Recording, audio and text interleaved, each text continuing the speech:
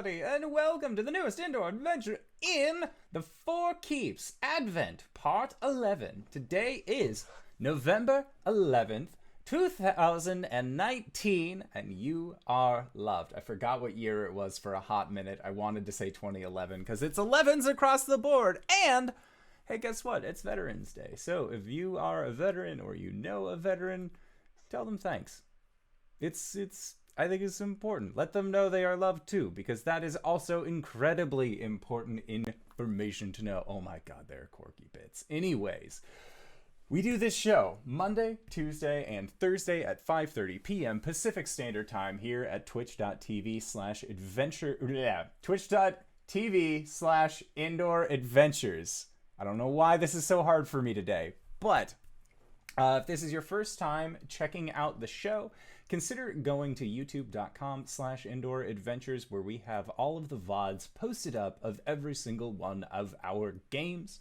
If you are more of an audio-oriented person and you prefer listening to actual plays, consider checking us out wherever podcasts are available under the same moniker. We also have a Patreon set up, so if you would like to help support the show in that kind of way, consider going to patreon.com/indoor adventures, where you can gain access not only to our Discord server, but also to an after show that we like to do after this show and all of our others are finished, called Nights in the Courtyard, where we answer questions not only from the community, but also from each other. So, we are in the process of transferring over the merch store. I don't know why it's taking me so long, but it's coming. So look out for that one. We got mugs. We'll have t-shirts. We'll have all sorts of stuff. But that is still in the works. So look out for that one. But that is it for my spiel. So RJ, who are you playing tonight? Hey everybody, I'm RJ. I'm playing Caelum, the Shatterkai Cleric Wizard. Hi, I'm LB, and I'm going to be playing Gwen, the Halfling Barbarian Fighter. Hi! I'm Cyber, and I play Archon, the Dragonborn Blood Hunter Cleric. And I'm Wings, also known as Danae Keener. I'm going to be playing Coriander, the Eldritch Paladin. And I am the Indoor Adventurer, and tonight I shall be your Dungeon Master. So, last week, the lot of you had been captured by Sol, the giant evil Archfey tree that had taken up root within the region of Greenreach, after being rescued by one of Arjon's Bloodhunter companions, a half-elf named Ilni. The four of you were quickly taken to a small underground cavern where you began to formulate a plan as to how best combat this giant tree, and were successful in your attempt. You actually were able to maneuver and anticipate the changes that the ever-shifting underground layer of the tree itself was able to take.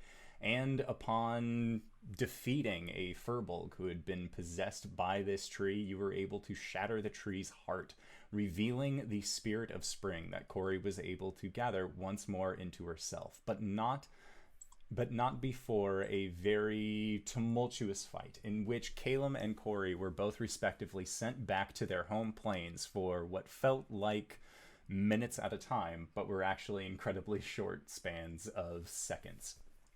However, we are going to be picking up where, Cori, you are in the process of gaining the spirit of spring, and the tree around you is beginning to shift and rumble. Cori, as your spring form returns, you feel something that you thought that you would never be in a situation to miss. Your heartbeat returns, and with it, the warmth of the first light returns to your veins. Your skin doesn't seem as heavy, and in this moment, you feel the happiness that spring brought on return to you, and somewhere deep inside you, you can feel the wound that the Raven Queen left upon you begin to pull itself together, and with it, there is pain. But it is quick, and soon you are left with a sense of healing that can only be described as the ice in your veins beginning to thaw. And you have reunited with the spirit of spring. So, you can now transfer into that form once again. And as you are taking this spring form into yourself, and the tree around you begins to shake and rumble. The four of you hear a, "Well, it's time to make like a tree and leave," as the voice of Solicaris rings out. And as this voice rings, there is a voice that permeates through the tree. What languages do you all speak? Common, Elven, giant- and Sylvan. Sorry. Sorry. Common, giant, and halfling. Celestial, common, draconic, dwarvish, elvish, undercommon. I can add abyssal and infernal to that. Okay. So, Cori, you are the only one who actually can hear what the intended message is, as it seems that this voice that is returning is actually echoing out in Sylvan. And it says, under the order of the Judges 3, you shall return with me. And as this voice rings out, it is clear as day to you as it spreads, but you hear, and the tree just kind of, wait, this wasn't supposed to happen. And the tree begins to flicker as it rumbles, and there is a sensation like wind being pulled in a direction that is to all of your east.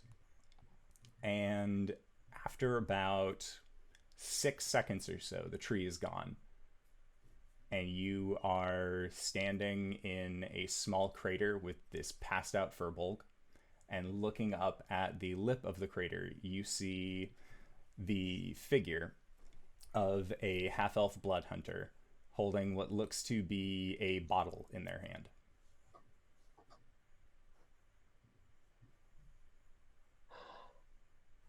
I don't get it.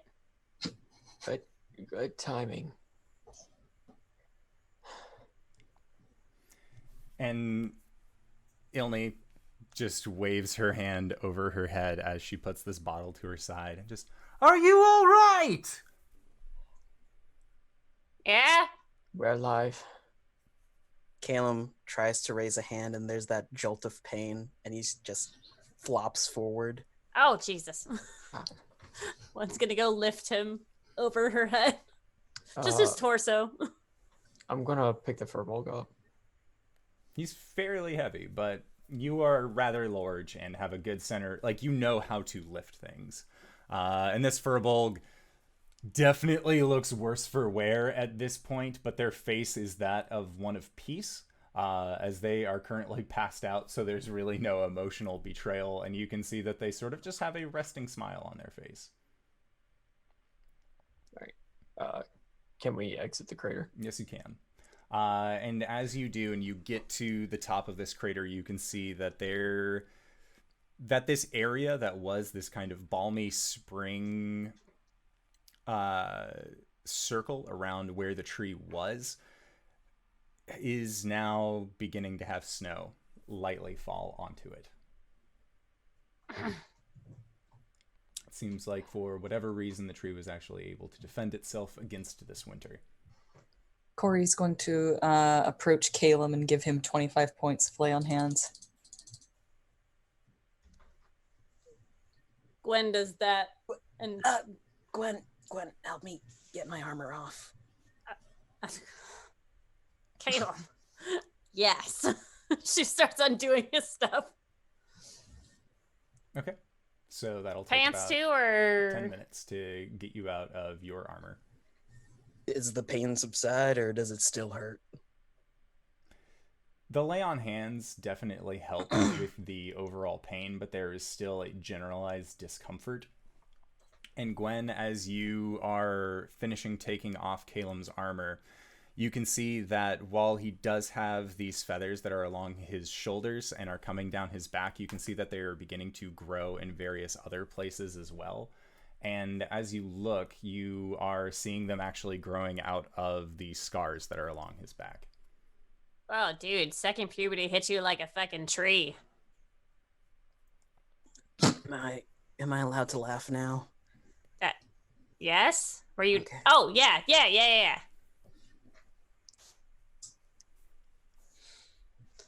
So, check one. We've done one thing right. Cori, you look fabulous. And Did Cori enter her spring form? I will say yes. Yes, she has. Pink mode activate! And it's a little darker in color than it was when you've last seen Cori enter into spring mode, but you've gained it once more. Pastel goth is my aesthetic. And at this point, Ilni is kind of throwing ropes and things down the side of the embankment of this crater to help you guys continue your ascent outward. And when you do arrive at the lip, you can see that there are what look to be about 15 halflings that all just look very confused. They have no idea what has been going on. They seem to be the ones that were still trapped that Ilni had saved. Fear not, my people. Your savior has come. Yay. Gwen does a little bow. You know the lay of the land. I misheard that at first. I thought you said, "You're not my people," and I'm all like, "Oh God." Look, Cam. None of them seem to recognize who you are. Well, I don't expect them to. So was it winter when you went under? What was the last thing you guys remember? They all look at each other, and one of them speaks out. I remember there was a giant tree. It was very funny for all of 10 minutes, and then it got a little old. Uh-huh. Where are you from? Where am I from? From here. From Greenreach. How dare you? Obviously. What family are you from, you dingus? Do you not recognize? You say that you are a savior of this people, and yet you don't recognize Cal Farfield? How dare you, madam? I said I was your savior, not the savior of the people. Just straight. You want to go back in the tree? Because fuck you. Hey, friends, by the way, there's a big fuck-off dragon flying around. We should walk and talk. Oh, yeah. And at that, the halflings just sort of like... Oh, yeah, not so tough now.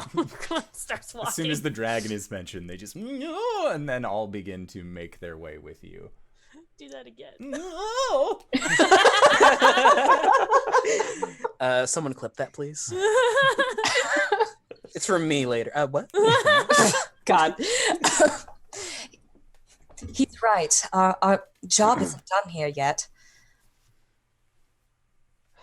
Yeah, Winter's still here. There's Cori, do you still think we need to deal with the Waystone? With the Waystone? Almost certainly. I was in the Feywild for a moment, and Cyprus has absolutely lost control. Oh, right. Cori? I went to the Shadowfell. Oh. She's not happy. How are you doing? She kind of sicked an army on me, but I ran what I'm good at. I have a lot of conflicting emotions about her right now. The good news is she wasn't lying about my seasons. Honestly, I think she could have gone about this in a very normal fashion instead of ripping out your seasons, but that's a discussion for later. Shall we? Yes, of course. So are we heading back to the building where we left our The brewery, yeah.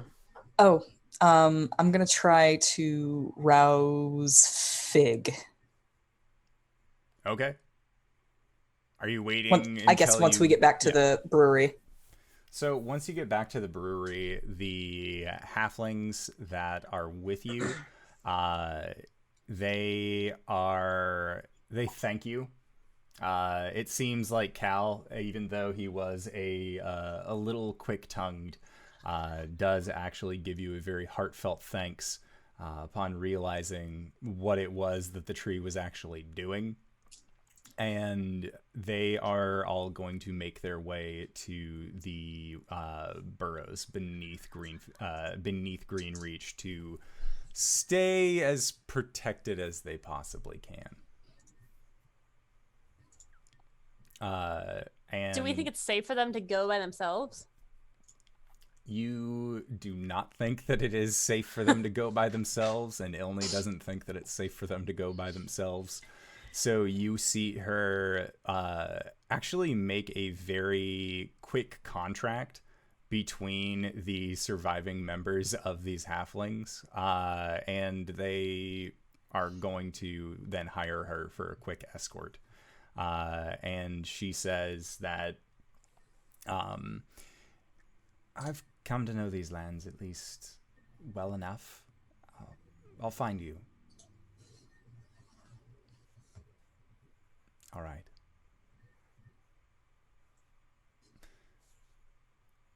I'm glad you all made it out alive.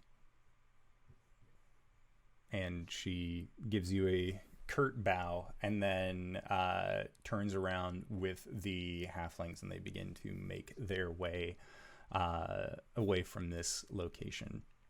Cori, make a perception check.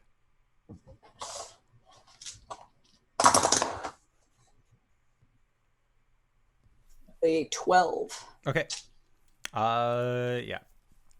It's fine. So they all make their way, traveling off, and a lot of you make your way to the brewery, one of maybe all of 3 locations that you've been in this entire region where, Arjan, you are able to stand without your head immediately hitting a ceiling or some other kind of roof board. And once you are inside, you lay down this large furbolg onto the ground, and you begin to rouse them. And as you do, let me see. Gwen is definitely there standing over this guy with an axe ready. I don't miss twice. And as you are all waiting, you see their eyes kind of flutter open. They take a deep inhale, just... Oh, that smarts. Oh, that's not good. Oh, ow. Oh, dear. And they immediately go and just start, like, rubbing their shoulder and other wounds. And just, hey, where are you guys? Cori's gonna reach out and give him 5 hit points of lay on hands. Okay. Oh, thank you. That's very kind. Ow. Hey. You, We Vic. were supposed to tell you hey. Who? What? Who told you to tell me, hey, have you guys seen a big old tree? It's pretty scary out there. Would not go near it. We took care of that. I don't think it'll be bothering you again for a while. Well, you took care of it. I mean, Yeah, Big- fucking killed it. certainly hope so. Hey. This isn't a very funny joke. Just, you see it? Hold on. I wouldn't promise joke about something like that. I am not doing this maliciously. You seem like you got a lot of pointy bits near you. Hey. Hold on.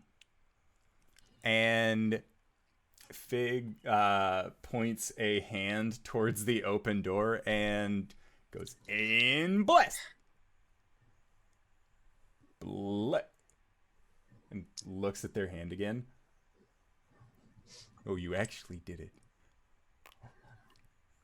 Oh, you actually... Is this dude like high or something? What's going on? I can't do magic anymore. You seem rather excited about that. Yes! Oh, yes! I'm free. I'm free. And he starts doing a little dance. I thought you were Fig. Hey, this guy gets it. Actually, what people used to call me was Plum. Wait, were we supposed to say hi from Fig? It was some fruit. Was it peach? Peach. It was Peach. You guys know Peach? We've Kinda. Wow. Peach says, hey. Oh, Caelum lifts up his plant leg and goes, I got this from him. That's a goober. That's a goober for you right there. You guys met Goober too? Yeah, that's right. That's right. It was Goober that took care of the leg thing. Man, I want to tell you all one thing from the bottom of my heart. Thank you. Oh. You Thank are you. very welcome, tall person. No, I'm Plum. God. You are very welcome, Plum. So, this is great. This is nice and all. Plum. You don't know how happy this makes me. But we may not be completely done with this situation. Wait, what? Why?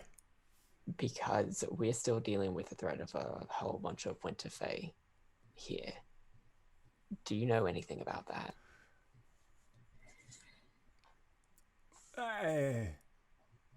Yes and no. I mean, I remember the big old tree. He called himself Sol or something. Well, he opened it up and let some people through. Do you know how many specifically and which ones may be leading to an eternal winter in this area? Oh. Well, there was a lady who called herself Frostveins, a lady who called herself Coldwind, and a third one who looked kind of like the other two. Her name was Wintergrasp. Great. Then, if you talking about the eternal winter, the blue guy, yeah, he didn't want anything to do with this. At least Blue that was the guy. last thing I really remember. It was a conversation. He wasn't happy. I'm sorry, can you explain a little bit more? You have never seen a tree more upset at being told no. I will tell you that right now, my friend. Sorry, no, I need you to go back and explain what happened here. All right, so winter's coming. It's all sorts of dangerous and deadly, as you know. So, as we were gearing up to leave, because that nice guy Talon said that we were going to be heading somewhere warm, I was in charge of getting all the seeds. So, in order to make sure that we had something that could grow at every turn of the wheel, I went to the Spring City and I found some seeds. I got a lot of them. They were good stuff. So How then, about the stuff that happened whenever we were here? I'll get into that.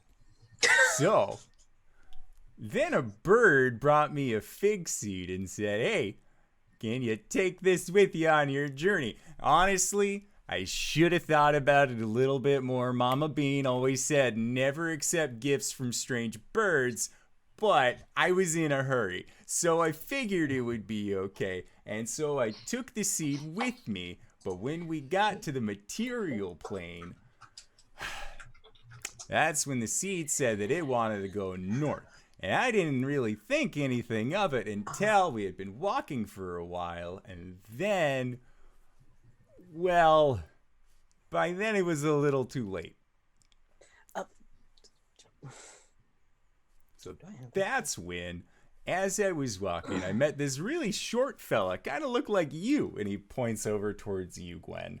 But had really fluffy hair. I called him Fluffy. he said that there was a really cool place that he wanted to show some pretty important people. People who kind of look like you. And he points again towards you, Gwen.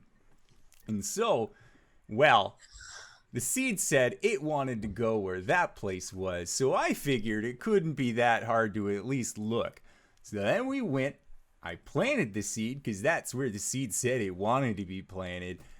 I didn't think it was going to be this bad. All things considered, you know, I knew it wasn't gonna be pretty, but I wasn't expecting snow. And at what point did you hear about the blue person? Blue person was after we brought those ladies in, and then the tree was saying that he wanted to bring somebody who could tell a really good joke. At this point, I wasn't really feeling it on these trees' jokes, but sometimes you're just magically inclined to give a chuckle, even when you don't want to. But, so he opened a portal, and that's when my memory starts getting a little fuzzy, because I remember that I started growing a little flower on my head, and then he was able to, like, talk through me some stuff. But so I went to the Feywild. It was cold. I left there because it was getting cold. Can you believe it? Imagine my luck. So then I meet the blue guy and I tell him, hey, we got a way for you to go all the way over here. And then think about it. You could just like do all your winter stuff here. And then when you were ready, you could go back to the Feywild. But Blue, he said no. He said that he had a good footing where he was and that he was going to keep marching forward. Never seen a tree so upset. Shook and shook and shook. So many leaves came down. Gwen looks so confused. She looks at Cori to see if this makes any sense to her. Cori is just so invested. She's like nodding and gasping and like, you know, putting her hand over her chest at like all of the right moments. Or does this sound like Cypress? It sounds exactly like Cypress. He said he wanted to freeze the wheel first, but I thought that doesn't make any sense because you can't freeze time. So instead, we figured we'd make things comfortable for him in the meantime. During this conversation, Caelum has been like doing something in a notebook and he flips it around. Fig, did the bird look like this? And it's a picture of a raven. No. Oh, what did the I have bird look never like? seen that bird before in my life. Cool. What did the bird look like? Have you ever seen a chickadee? Once. Yeah. They're like yay big, real small, and it had a little bit of a filting laugh, so I figured it didn't mean nothing. They're And pretty it chuckle talked? birds. Yeah, lots of things talk in the Feywild. Seems like a silly place. We must never go there.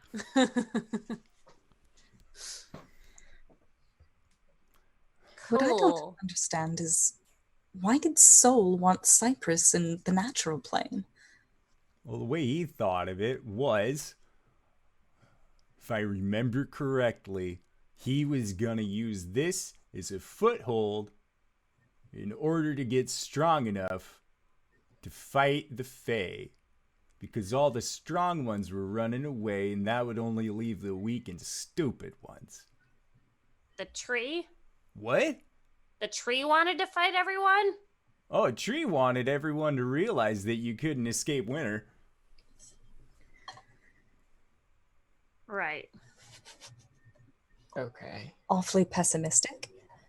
He wasn't a very funny tree. He just posed things as jokes, but they weren't. Right. Huh. So it sounds like we still have to deal with some hags. Some what? Oh, those ladies. Yeah, they're not nice. Oh, good. Sweet. Fig, would you happen to know where they are? Like, or We know where they are. I don't. They're Do we- north. Yeah, but do we know where their actual coven is, like a base, or are they Oh, nomadic? whoa. No one said nothing about dealing with the coven of hags. Hold up. They Well, wait, is that what the three of them were doing? No, it's a book club, Fig. What's a book club? I mean, we do think that they're a coven, yes. And we would very much like to deal with them. I'm sorry, I never introduced myself. You can call me Cori. I'm the lower Caelum of the Fallen Leaves. Oh, a cop. Okay, that makes But sense. But she's not a narc. I everybody don't think. says that. I ain't no snitch. Never said you were, but that sounds like something a snitch would say. I'm Gwen. Hi, I'm Gwen. terrible at this. Gwen, Cori, Arjan. Arjan, Caelum. Caelum. I'm Plum. Are That's you like the pariah of your group? What? Like what? I'm sorry. No. Why did the bird come to you? Because I was getting seeds. Ah, Yeah, he was separated from his group while collecting seeds, fell under the influence of the tree, was taken here, did some shit. Sorry. Don't remember most of it because of the tree's influence, probably. This guy gets it. why didn't you just? That story was so long and confusing. What? Okay. All right. What are you going to do now? And do we need to kill you? Do we What? need to No, kill him? please don't kill me. That's out of character laughter. Please don't kill me. But you guys said that you know where Goober, Melon, and Peach are.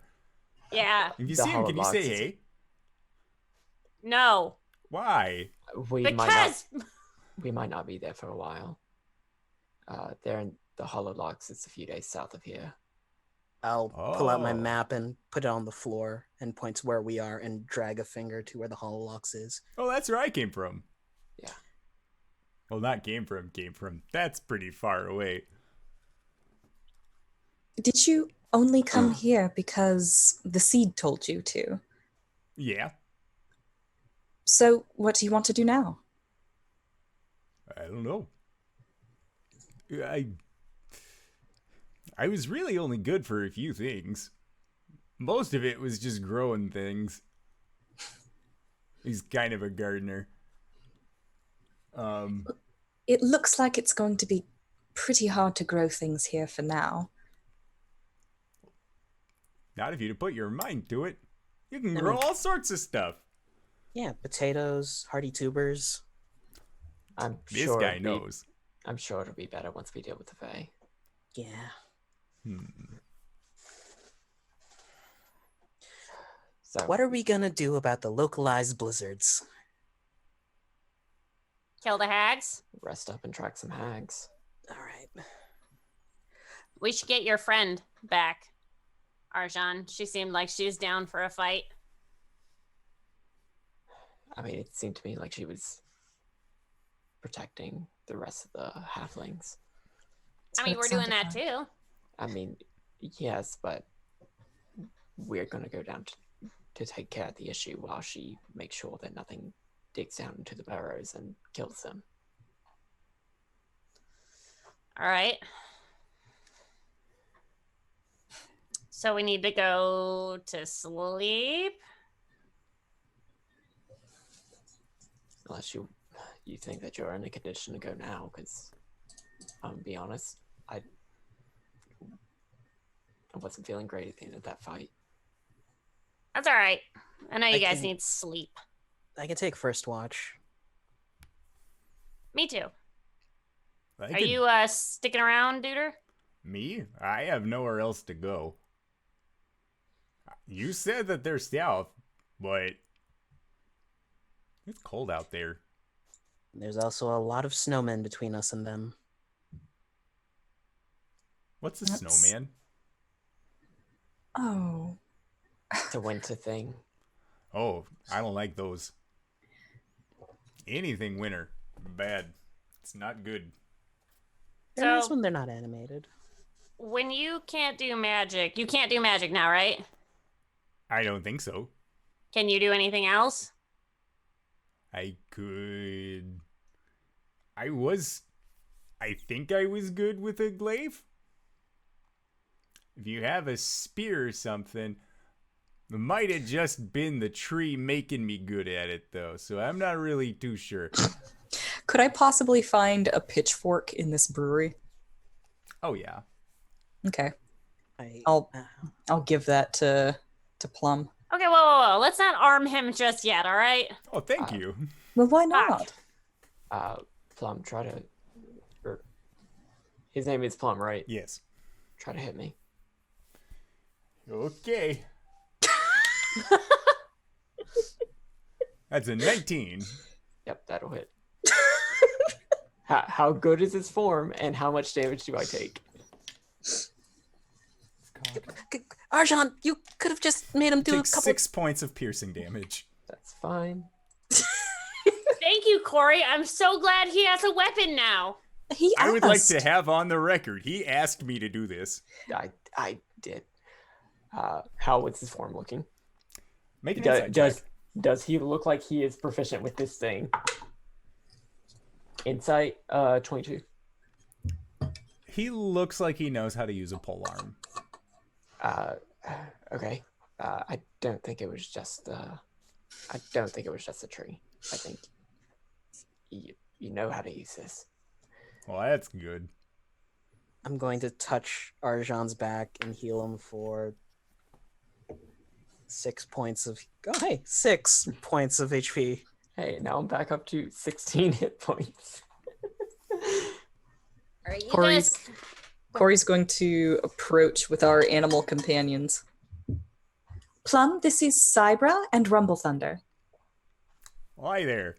And he just says hi to them like it's the most natural thing he can do. As though he's expecting an answer. Yeah. He gets a little distraught that they don't acknowledge him back other than a snort from Rumble Thunder. Oh, they can't talk, I'm afraid. They're mundane, natural, plain animals. Oh my But- god. Whoa, that's fucking rude. It's not rude, it's true. Would you like to spend some time with them whilst we go and slay a coven? Okay. Yeah, I'm pretty good at tending to animals, so that doesn't seem like too difficult of a thing. Oh, good. That sounds wonderful. Yeah, Gwen pulls Cori away, like, forcibly. Yeep. Cori, what the fuck? We don't know this dude. We can't just leave our animals with him. What if he takes them down south? Like Corey's just gonna kind of look at you like wide-eyed. Then she's going to look over at Plum and do an insight check. Okay, make an insight check.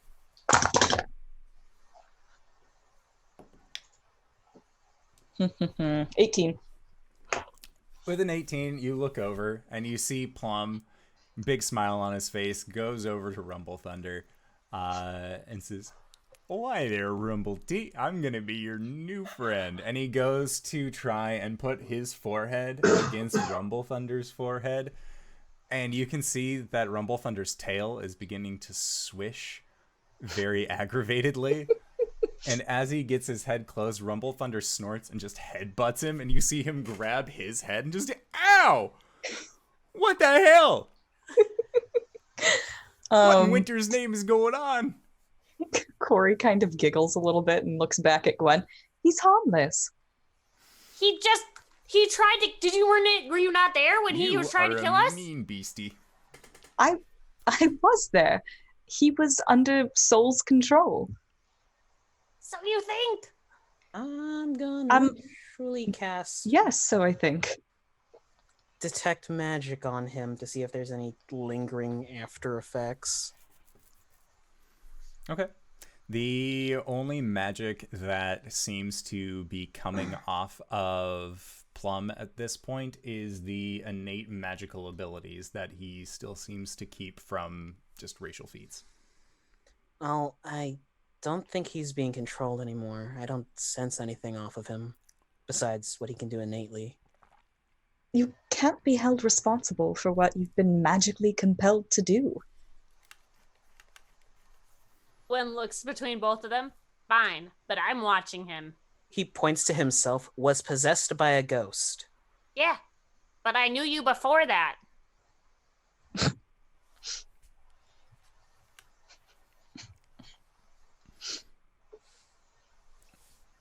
And you Gwen see them nods. trying to, like, in the background, it's just like a very fuzzy image, but Plum has his like hand extended out towards Cybra, and Cybra just goes around the other side of Rumble Thunder, and it seems like they are just circling. Don't walk behind Rumble Thunder. She can kick. It's kind of in my job description. I have to protect innocent Fae, and from what it seems to me, that's exactly what he is. I'm just saying. Well, I'm gonna go to sleep, and if he tries to kill me in my sleep, you have my full support to chop his head off. Solid. But it might actually be to our benefit to tell him not to leave with our animals. Yeah, obviously. I'll make a thread. Don't worry. I mean, I'm sure No, just just- telling him just- it's fine. Yeah, just do that. Gwen starts like mushing up her pack and like making it comfortable as she sits down on the ground. Do we want to fire? No. All right, cuddle up. Okay. Archon leads down. Caelum Alright. sits down. Sounds good. So, what is watch order? First. Okay, Gwen is first. Caelum, you're second, or also on first watch? It would be I guess Caelum would take his 4 hours and then in doing a trance and then wake up and then finish Gwen's 4 hours. Okay. 8 hour total. So So if you're only doing 8 hours, Gwen, are you just staying up throughout the night? oh no, she's doing 4. I'll go second then. So Gwen, Caelum, then the other two. A watch is like 4 hours, right? All right, so that's we'll do Gwen, Caelum, Cori, Arjan. Do we only need 3 watch? How's this the first time I've ever asked about this? You How got many a watches year. do we 4 need? times 3 is 12. 4 I think times, yes. I think we do 2 watches and then there's always like 2 people in the rotation basically. I see. Okay, Yes. Don't worry about time frames. Let's just do order. I'll take the last whichever the last watch, or like whichever After watch 4 hours. whichever watch is after 4 hours. That one. That's the one I'm taking. Solid. Okay. Sounds good. So, Caelum, is there anything that you would like to do during your rest? Gonna talk to Seb. Oh, actually, first he's gonna go into the library. Okay. Yeah. So when you arrive on the plateau, Seb is already waiting for you. And as you go into the library, you hear the sound of their little wooden footfalls behind you. I'll just offer my hand down to have him perch on my shoulder. And he sits on your shoulder. Your long legs are perfect for this. Ha!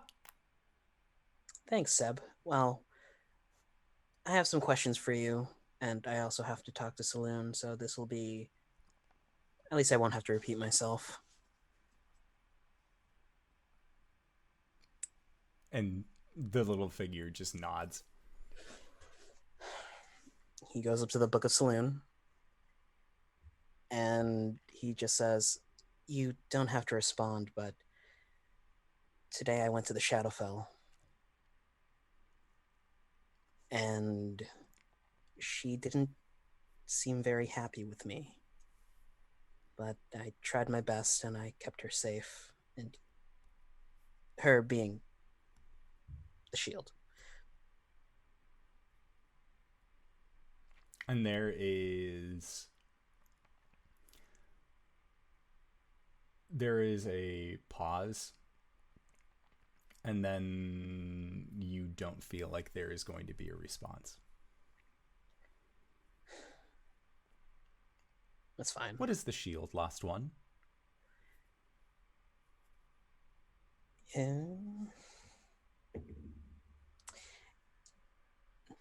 It's just an artifact.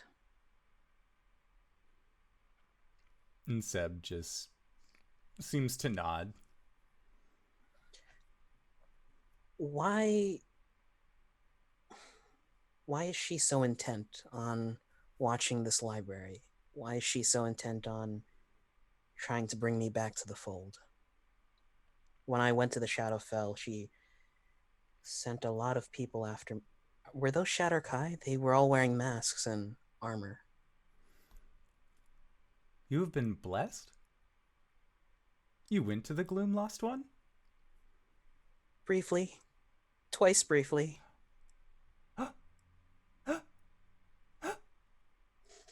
Lost One, Yes? were you found? She manifested herself in a swarm of ravens and Found yelled at one. me. Oh boy, hi. What does this mean, Seb? I do not know, found one. Seb, are you not a Shatter Kai? Seb looks down at their form. Am I? I don't know. Seb looks very similar to the figures that were chasing you within the Shadowfell. Yep.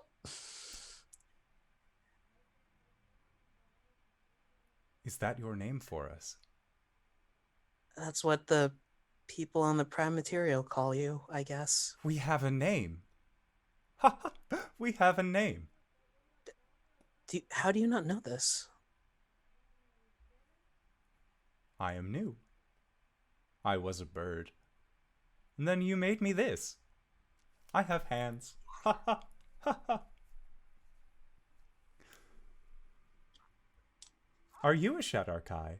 Are Yes, we friends? I would hope so. Please don't stab me. I'm really hurt. What is stabbing? I'll tell you about it when you're older. Excellent, found one.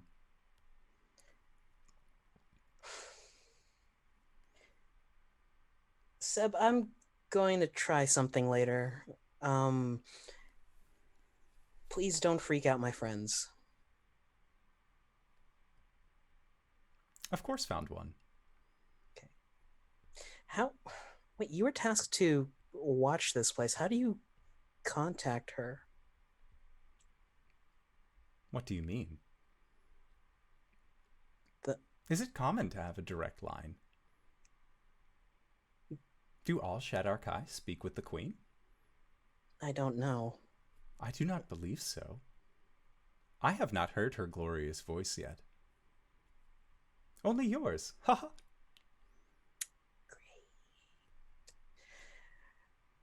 Okay. Have you heard her voice? Is it beautiful? I wouldn't say that, but to each their own. I have dreams of what it would be. Ha ha! Really? Care to vocalize? I imagine it sounds haunting. That it Oh, would echo yeah. through the space. Ha ha! She would be able to hit the lowest lows and highest highs. It would be beautiful, just as she is. Ha ha! You need a big god.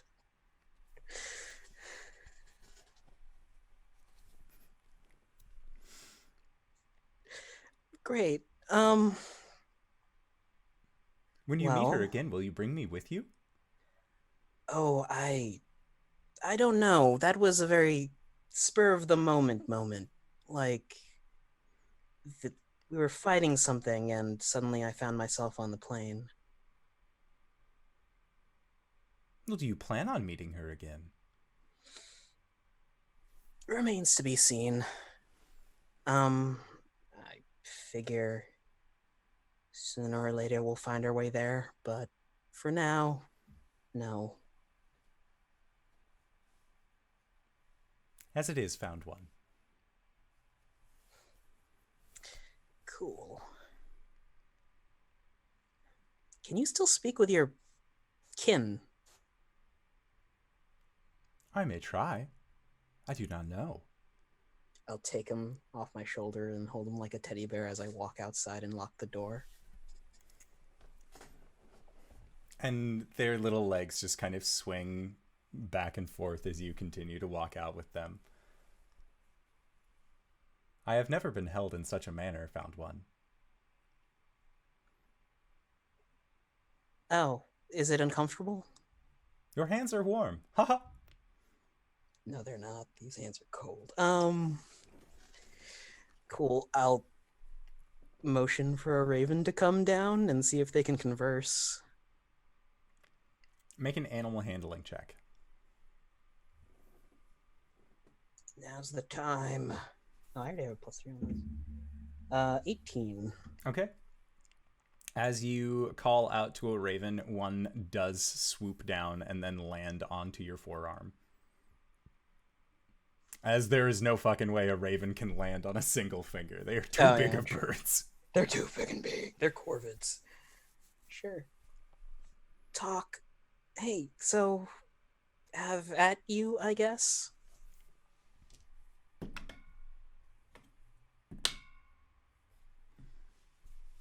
And you see Seb look at the raven, and the raven looks back at Seb, and they just seem to maintain eye contact. And then Seb nods towards them, and then the raven nods towards Seb, and it takes flight from your arm. What did they say? They said they are watching and are happy for me. I have been given form.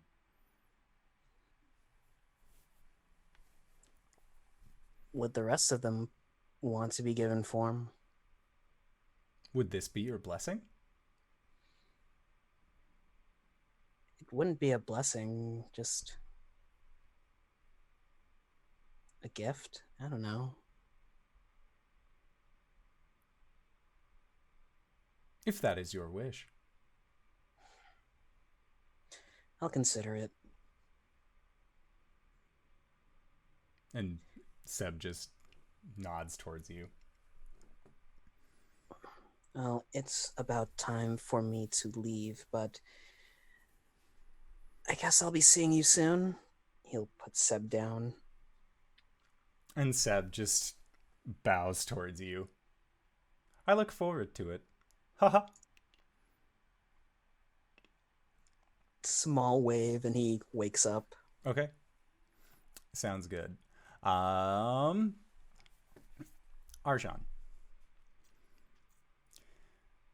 For the first time in what feels like days, months even, you do not find yourself within a stone room talking to a well-dressed woman who seems to have it out for you and all of those that you care about. But instead, it is a nice, comfortable red room. There is a tiefling there. There's a fresh loaf of pumpkin bread. And Makath offers you a seat as the two of you just play dragon chess. And she, in the middle of one of her turns, she stops and says, I'm not going to take it. This Matea, they said that they knew you, but the way that they made it sound was that they were much closer with you, and I feel like if you were that close with anyone, I would have at least heard about it. So the fact that I haven't makes me think that it's too good to be true.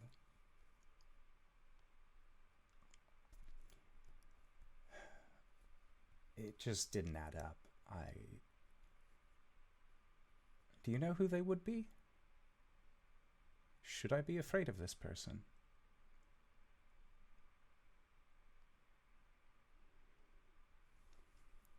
She in the room? She is not.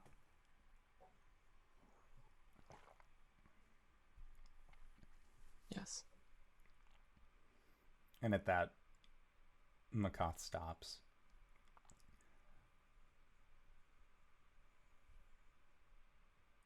Am I in danger?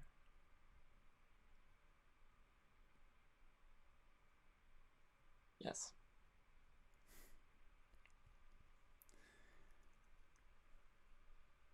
Well, this wouldn't be the first time.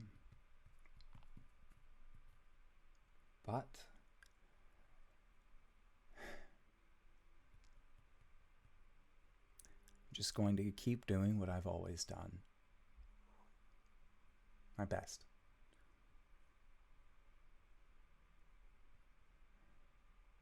I'll just make sure to increase magical defenses in the shop. Let Scruff know that should that woman return, we are to deny her business. And hopefully that's the last of it. Hopefully.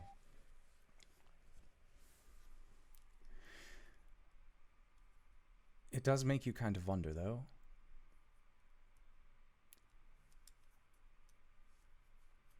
She wanted to fix my eyes. But if I never had lost my sight, I don't think my life would ever have been the same. I would have just stayed in school and probably would have been an academic or something. Can you imagine me, a high mage or a university professor? No, thank you. That sounds like too much work. And for what it is, I like the life that I have now. I have friends, I have an honest job of my own design, and I am content. Maybe living a normal life just was never in my cards.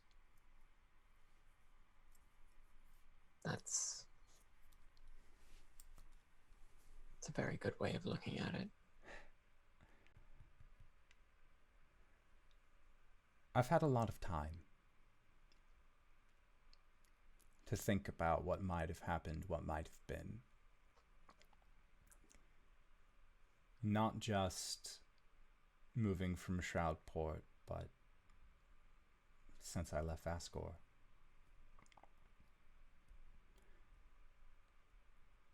Do I have regrets of things that I've done? Yes. But there always seems to be, no matter how worse it gets, it always seems like there's a way to make it better. The best of a bad situation, I suppose. For example, witnessing an archangel getting torn to shreds in my basement led me to having one of the most important friends I've made within the last 10 years. It wasn't pretty, and cleanup. I felt bad for Scruff. I did a lot of the work.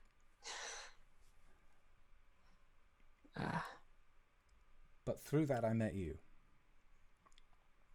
And for that I am thankful.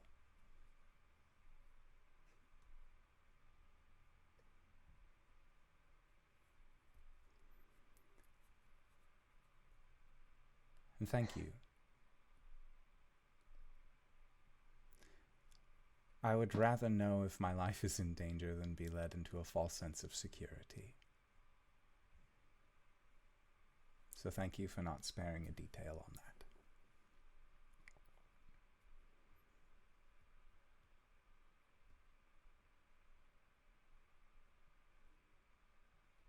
that. I'm sorry, I may have already said too much.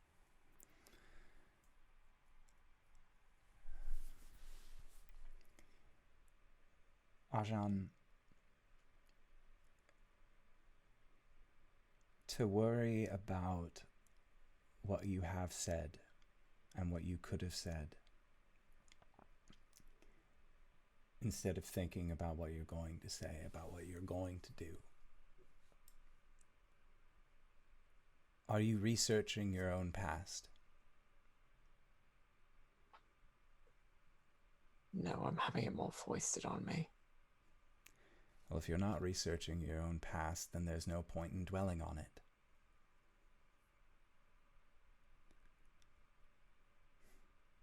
Think about what's going to come.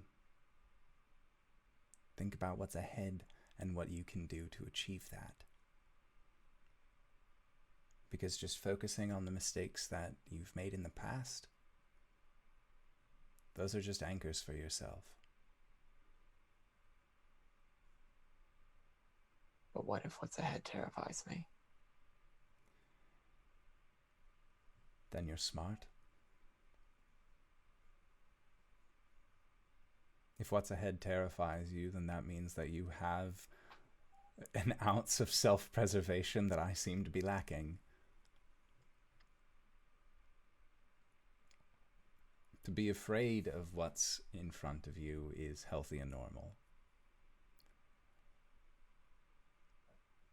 And to take steps towards that future, knowing that you're afraid, that's bravery.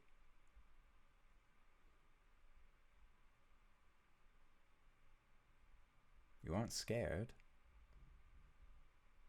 You just know that what you're going up against very well might kill you. Because if somebody doesn't believe that they'll die going into battle, that's usually when the best is got.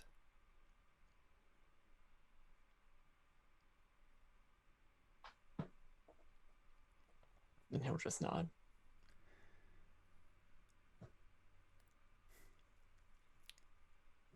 And that is also why your moves can be a bit predictable. And at that, you see her take one of her dragon chess pieces and move it into a position that once again sets her into check.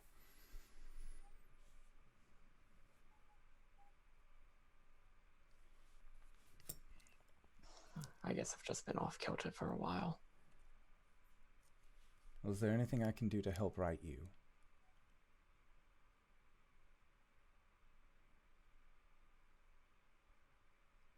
I don't think so. All right. And tell them. Another round? Yeah. And she just shuffles the board again, does a quick sweep of magic, so there's no physical movement of the pieces. They just automatically reset. And the rest of your night goes by uneventfully. No weird dragon dreams this eve.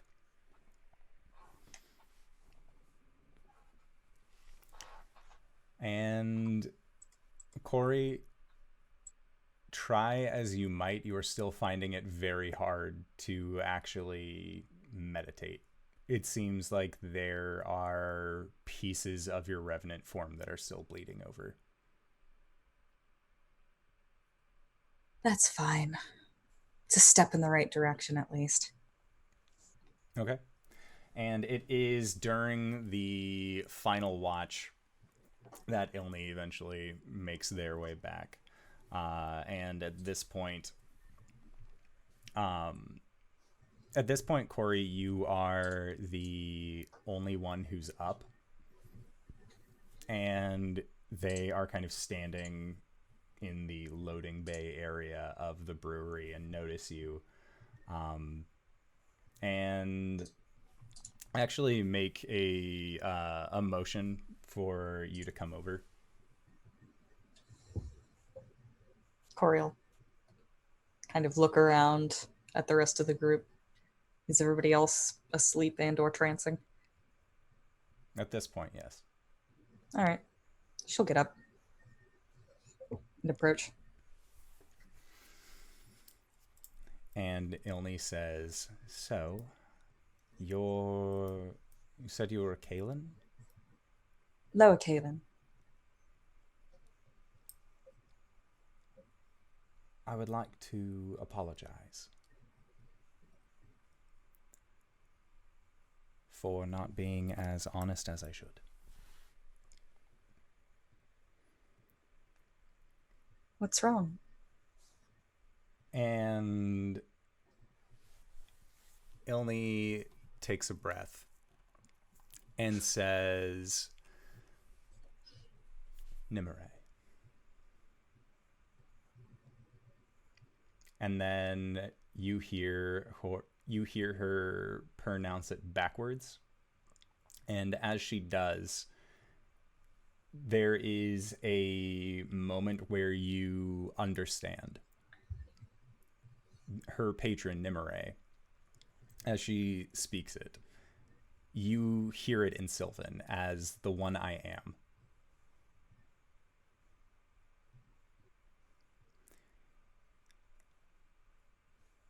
I am not as unfamiliar with winter as I would have led you to believe.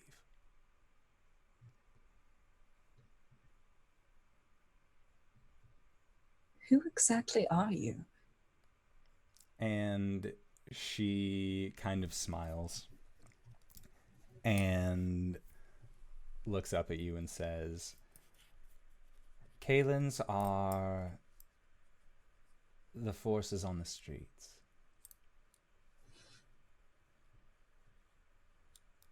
Are you familiar with being undercover? Pretending to be something that you're not. And that's what you're doing. In a sense, I am who I say that I am. Which is me. But I've been here for a while. I was told to find out how mortals are making their defenses against us. So I joined the Blood Hunters. And honestly, one of the easiest tricks to pull. I found an Archfey patron, everybody.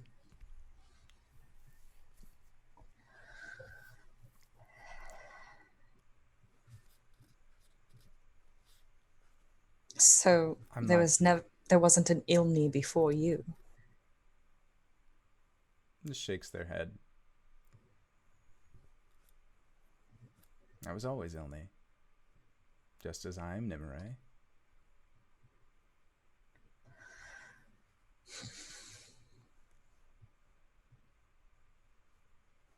You defeated Solacaris. Evil tree thing. And for that I am thankful. It honestly made my job incredibly easy. And she shows you the bottle that she had that you had seen in her hand, and you see that it is about the size of a 12-ounce bottle, but rather than being made of glass, it is made of a very dull iron. And you see that there is a pattern that is interwoven, like etched into this bottle itself. And you can see that there is a mask, or at least a caricature of what appears to be a barn owl, a wolf, and an elven face that are in a triangular pattern. And she says, fugitive escaped. When they die, they would have just gone back to the Feywild. So this is where they shall be until the judges think up an appropriate punishment.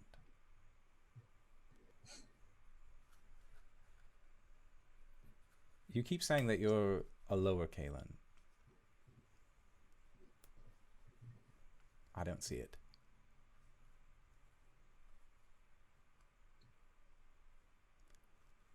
This wasn't an easy fight. But you managed to combat it.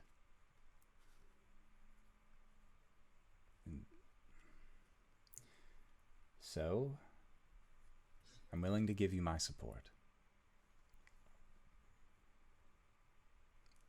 When the time comes,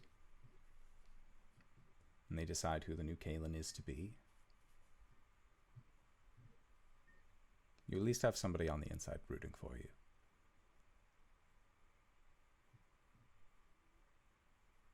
I'll appreciate that. When Arjan awakes,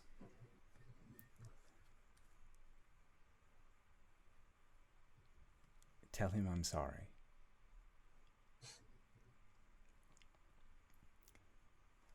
Because I really must be going to, well, and looks, again, motions towards this iron bottle that she has. This is rather important to get back to the wild.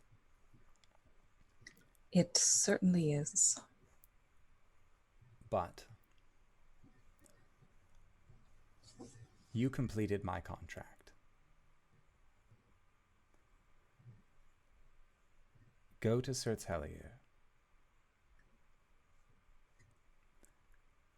Take this with you. And she hands you a rolled up scroll. This is a completion of contract. Take it to the journey's end. It will be a halfling man. He will pay you for what you've done.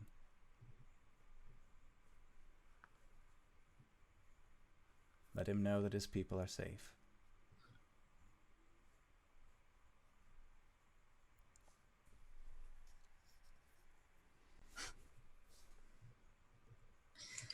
Well, you certainly know how to apologize to Arjan.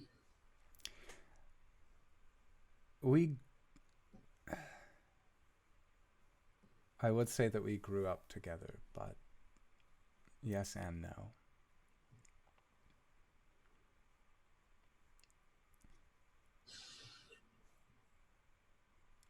Being a blood hunter is not something I would want to do again. Especially trying to pretend to be who I am for so long. It's tiring. But it has good payoff. I think what you and your team here are doing is noble.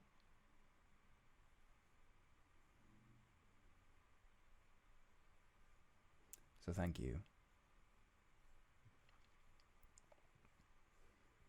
Thank you for all of your help. And she just laughs to herself and says, consider it a debt repaid.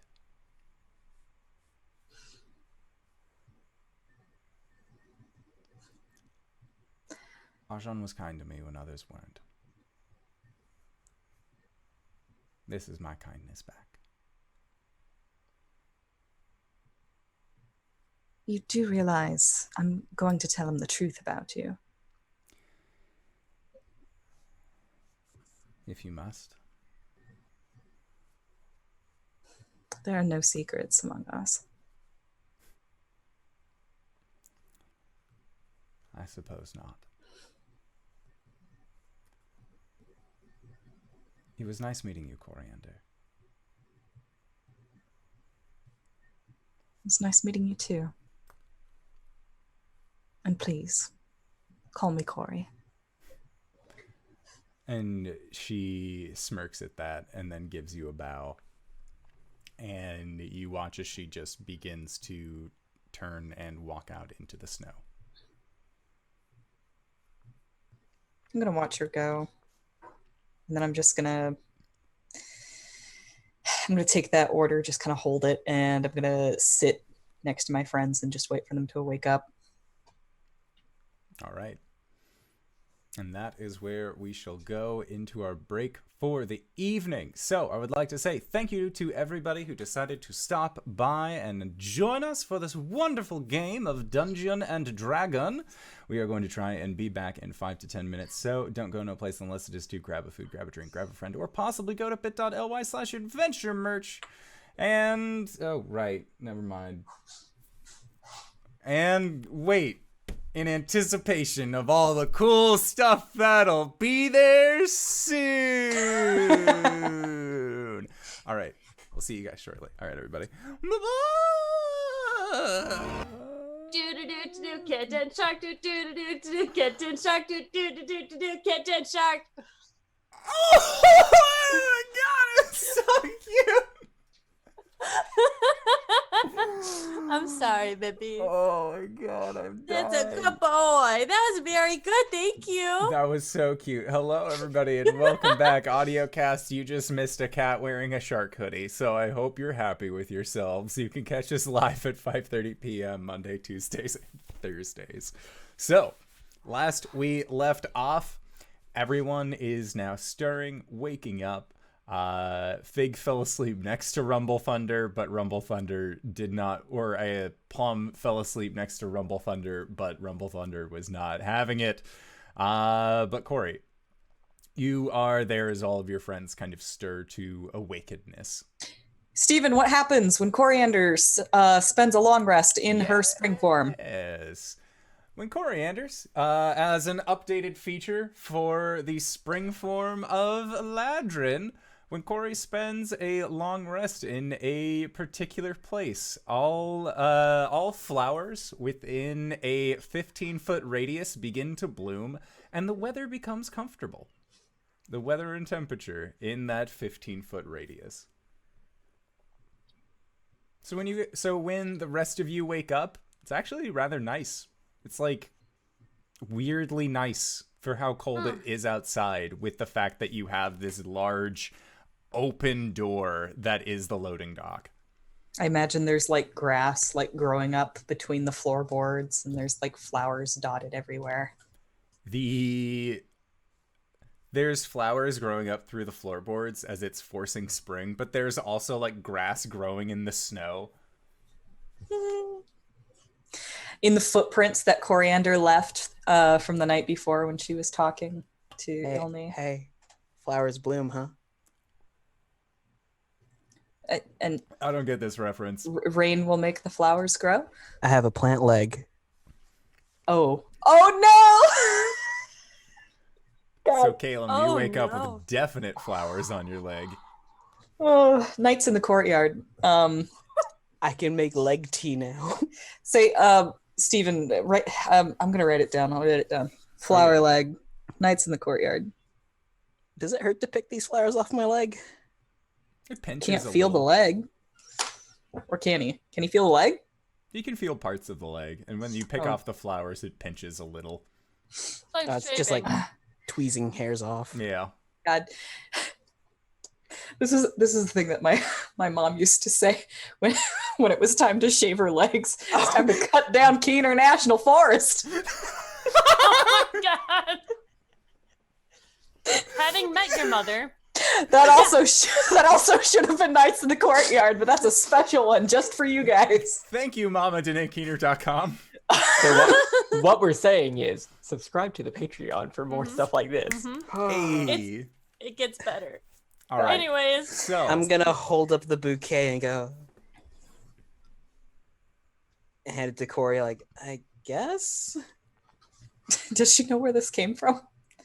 you would have seen him plucking the flowers off of his leg. She's going to take it with just like utter joy on her face, just like, oh, thank you, Caelum.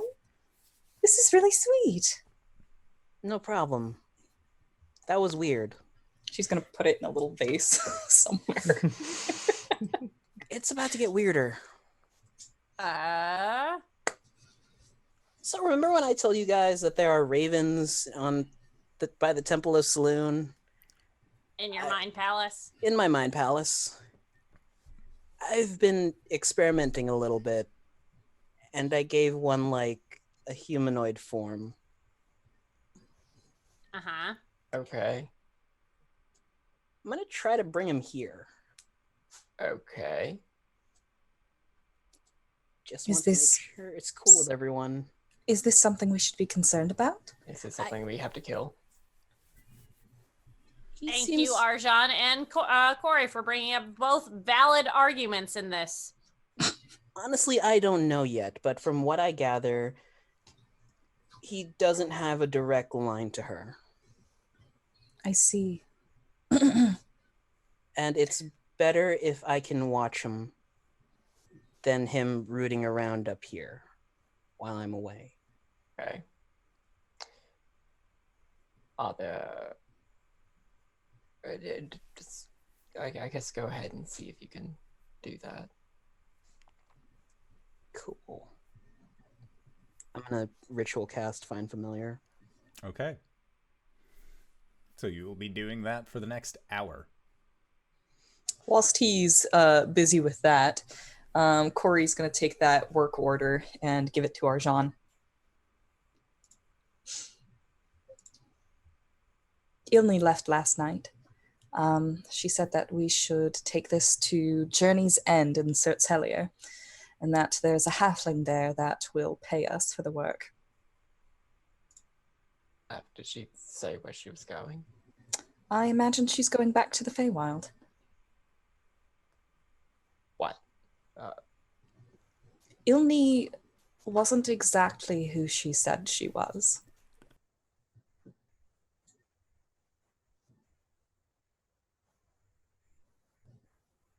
And okay. And The Fae that You- she claimed to serve, that she claimed was her patron, that was actually her all along. and you know this how? She told me.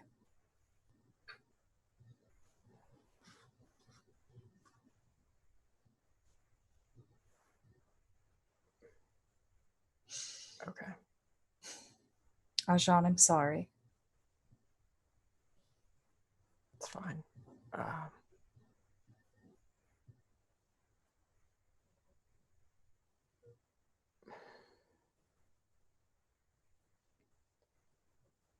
I like to What? think that if she had told you the truth, it wouldn't have changed anything.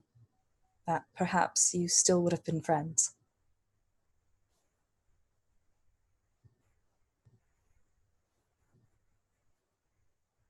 Right. I just, if it was important, I wish I would have had it from her.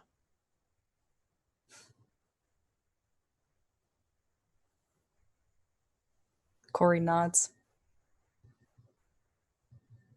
I appreciate you for telling me, though.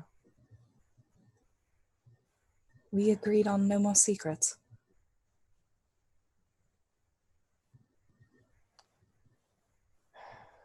So, Hags. Cori nods. And she puts a hand on him briefly. Where? Forearm.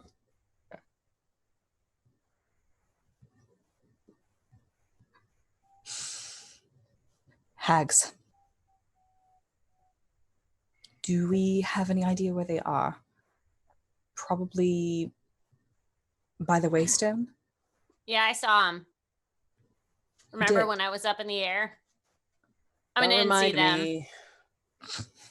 particularly, but they were there-ish. I saw the huts and stuff. All right. So we should make our way to the Waystone. Right. Is everyone rested? Uh-huh. Do we need to come up with some sort of plan? Hags. 3 of them. Indoor, I'm gonna make a Blood Hunter bullshit roll so that I don't metagame. Okay. Am I feeling indoor? Well rested. Ha! Uh-oh. 2. Right now, as much as you are trying to sort through what you know about how to deal with the Fae, just thinking about that with the information that you have just received from oh my god, from Cori, it's kind of making it difficult for you to focus at this point. Right. Sticking with the pointy end, I guess.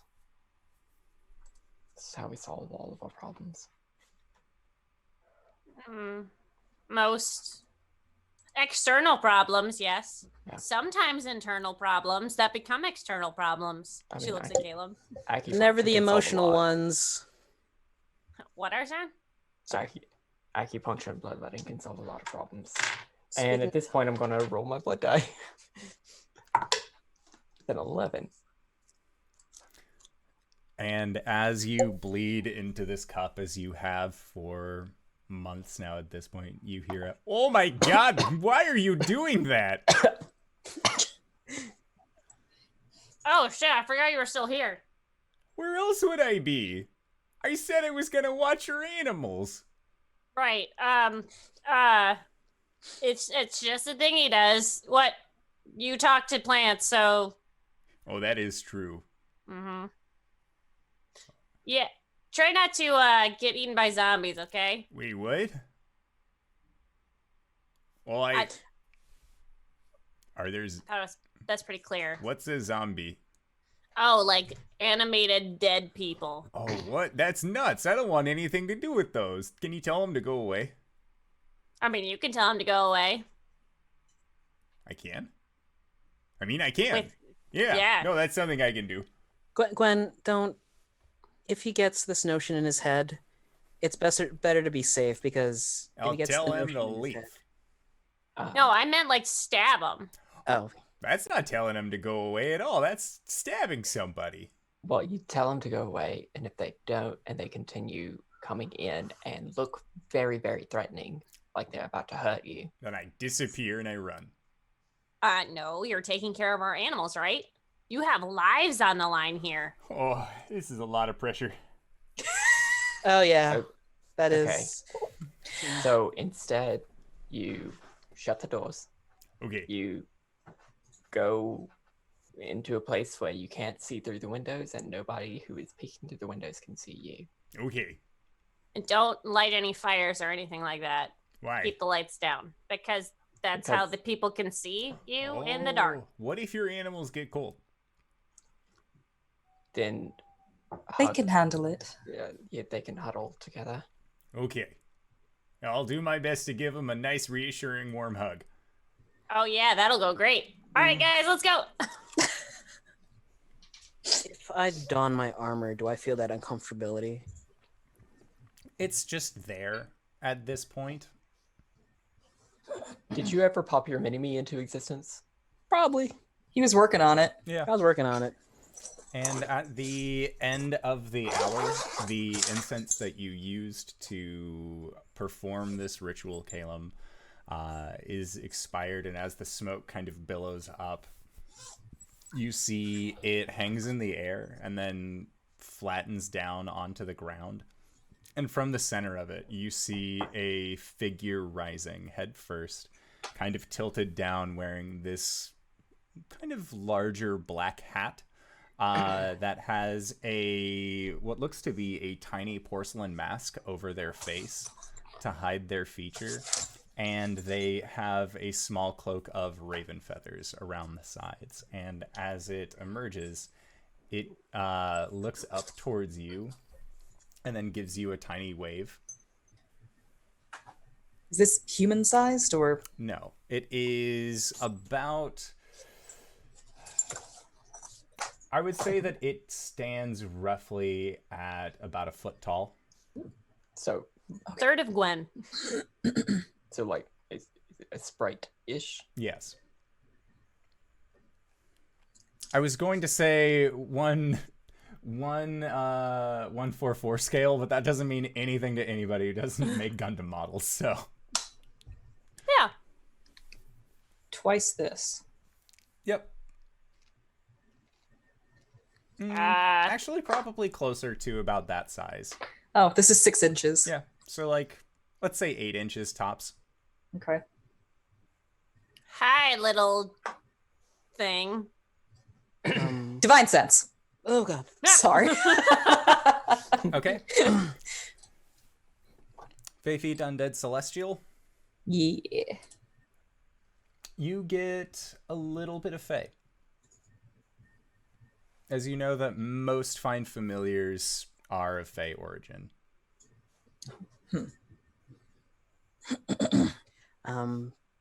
Seb, everyone, Seb. Up. And it waves at the three of you. Does it like do anything? Caelum crouches down. I never asked what your abilities were. And it tilts its head towards you.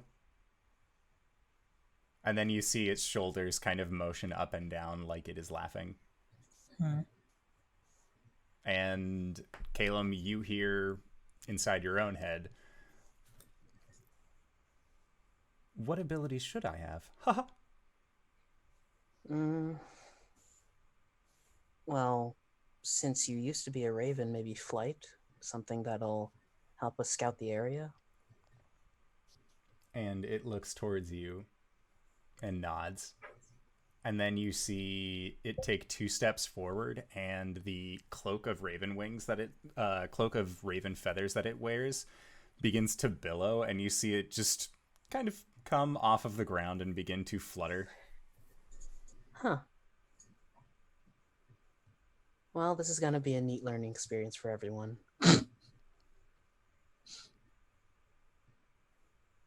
Sweet. Well, so, I need to ask you something, but I'm afraid of doing that while your friend is here. Seb, can you please go scout outside, see if there are any hostiles? And the little figure's porcelain face just nods twice, and its shoulders bounce as if it is laughing, and then it flutters outside. Don't engage, please. You said that there were other ravens in your... Do you intend to do this to all of them? I don't know yet. Maybe if I get some insight with Seb, see what his motivations are, their motivations are. Sorry. Talking to him, it doesn't feel like they really have a connection to her. They don't even know what she looks like or what she sounds like.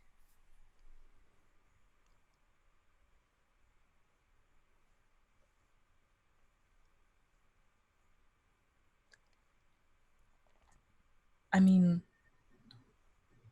from what I saw, they come from her.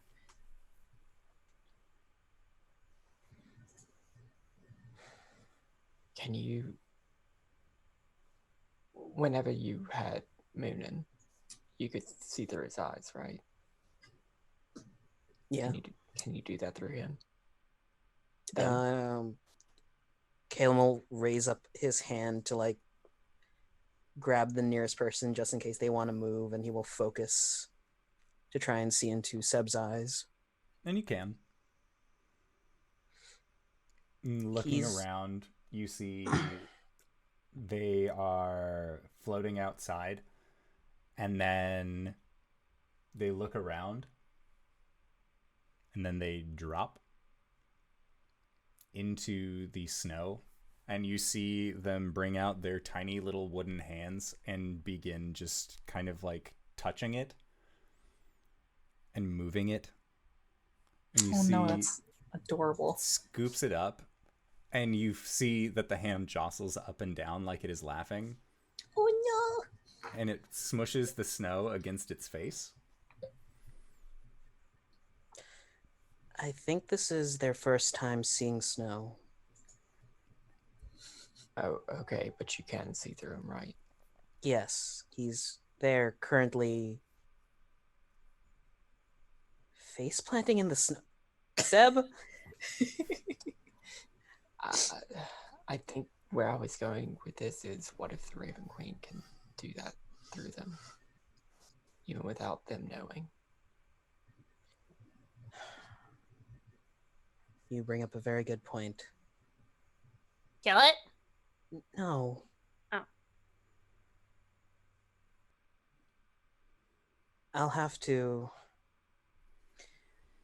She knows where we are anyway. All the time. Who's to say that she can't see everything through my eyes? Why can't we have any of the, like, nice gods? You have Saloon. Cori? Oh, Do we? Coralon Do is we? nice. Illustrate. Illustrate, yes. Are they here? Points up. I like to think that they're everywhere. All right, let's go, guys. As long as you foster the light within yourself, Coralon is there. Oh my god! Shut up! Kindle the light within! Kindle the Not light an within. elf! So as we kindle the light, I guess we're going towards some hags. Okay. Mhm. Where we think hags are. Okay, sounds good. And as you step outside, you see that Seb is currently just tossing snow up and then watching it fall back down as powder. So adorable. And upon seeing you, Caelum, they take 1, 2, 3 steps forward, and then they begin to flutter off of the ground, remembering that they were supposed to have been doing something instead of playing with this white wonder powder. I'm just going to tap my shoulder for them to come and sit. And Seb flies over and then just perches down onto your shoulder. And they are, at this point, you see, they are small enough that they can actually just stand on your shoulder, and they kind of use one hand to hold on to the back of your head. Ow, ow, ow. It is just more like you have your hair pulled back into a ponytail, so he just sort of shifts his hand into the taut hair before the actual For the band. for the band. Just kind of uses that to keep themselves up. First time seeing snow, huh? And then they look towards you, and shoulders jostle again. Say, "This is wondrous." Ha ha.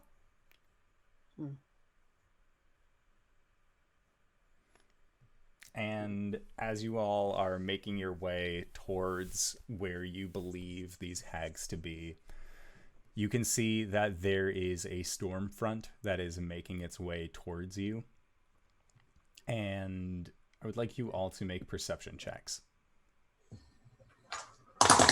While we're walking, Gwen's gonna want to pull Arjan aside just as a 14. That's 20. 24. 15. Okay. So, Arjan, you and Caelum are going to be the only ones who notice a thing. But first, Gwen, you wanted to pull Arjan aside. Yeah, she's just gonna.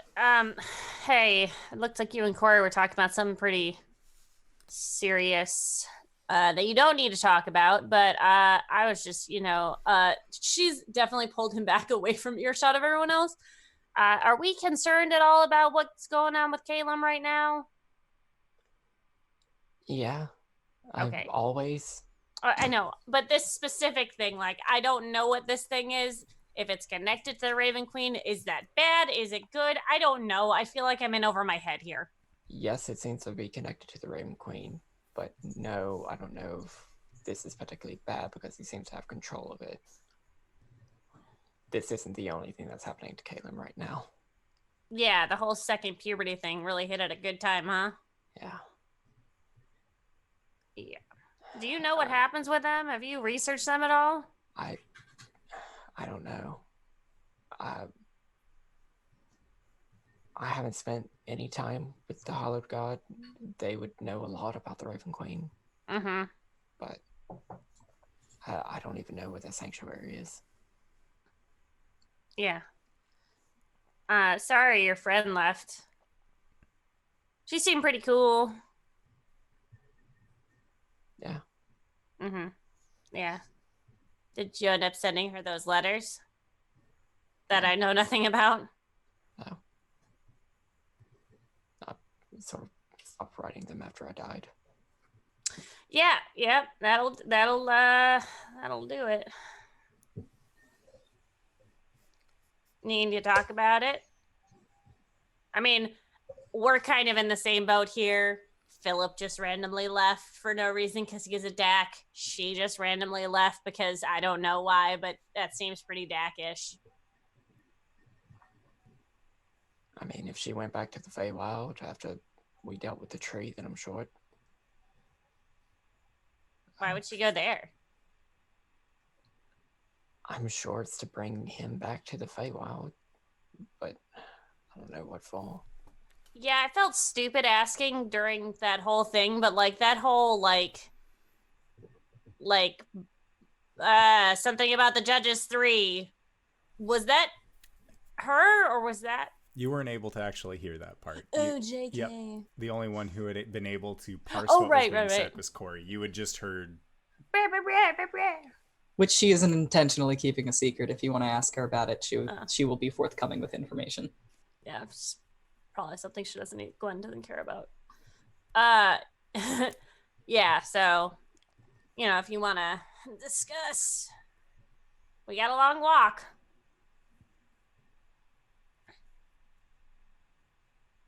You know me pretty well by now. I'm more of the suffer in silence type of dude.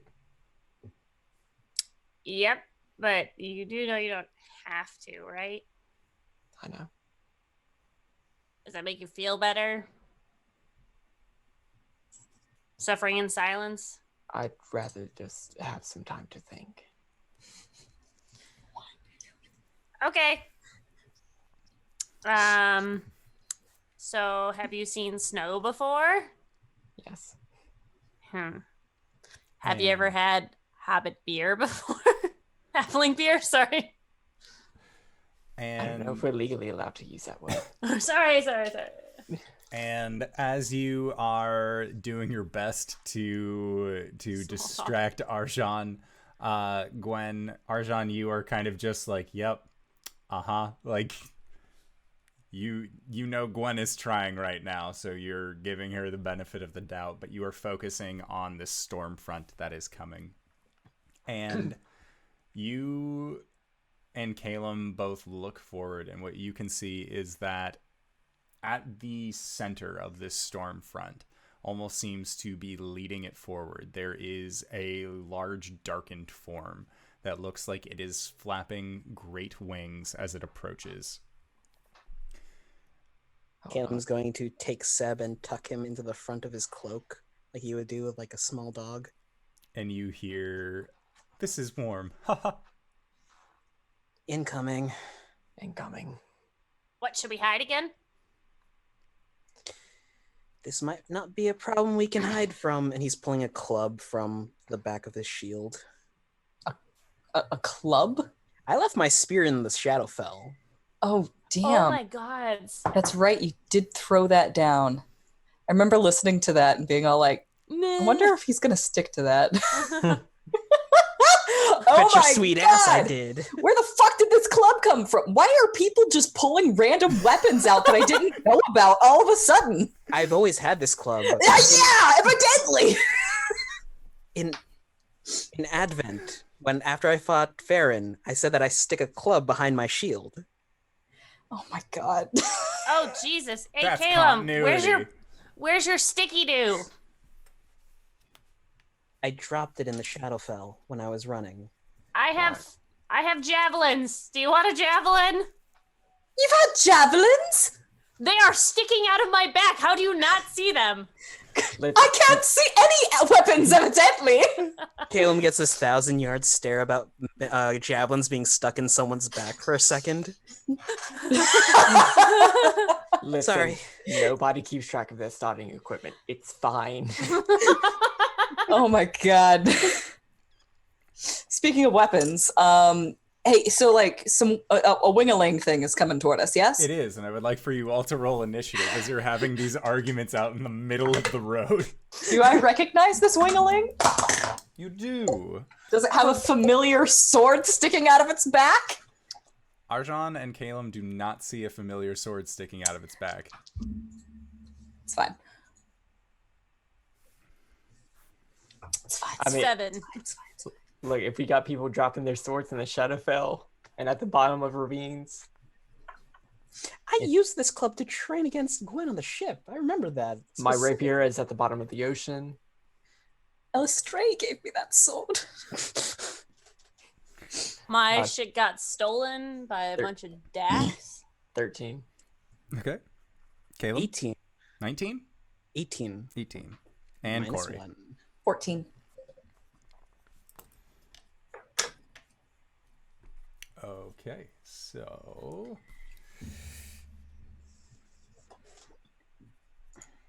So this giant wingling boy, as you have so aptly described them, got a 21 on their initiative count. Oh boy. No, boy. So as they fly forward, they bring this blizzard with them. And they are going to swoop down, and I would like for you all to make Constitution saves. +3. Oh. Natural 20.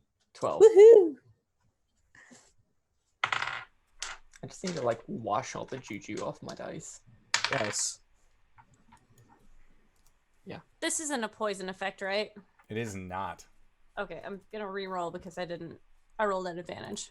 Do you want Juju zombies? That's how you get Juju zombies. Those are hoodoo 18 zombies. for me. And Cori, what'd you get? 22. Okay, so everyone except Arjan is going to be taking half of this. Arjan, you are going to be taking 42 points of cold damage. Is this a Everyone spell else- effect? It is not. It is a breath weapon. Okay.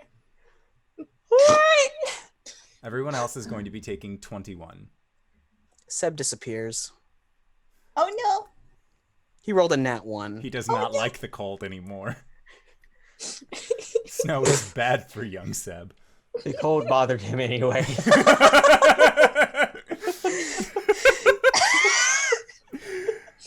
Hello Guys, and that was- welcome to Dangerous Dragon Fights, sponsored by Frozen, the musical.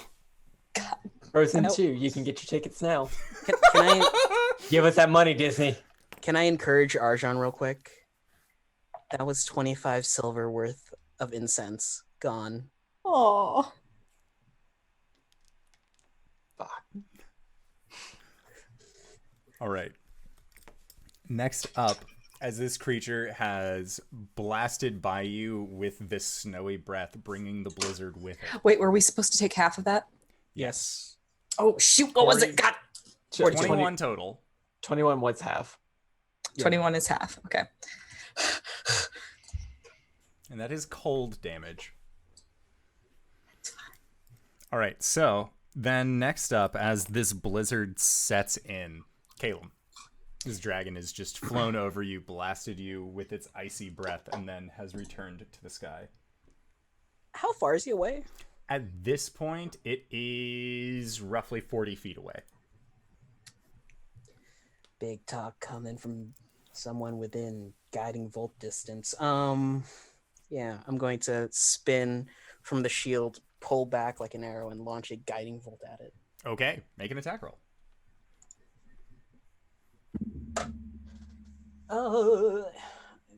23. 23 totally hits. Roll for damage.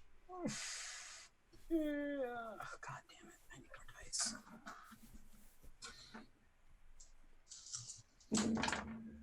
4, 6, 16.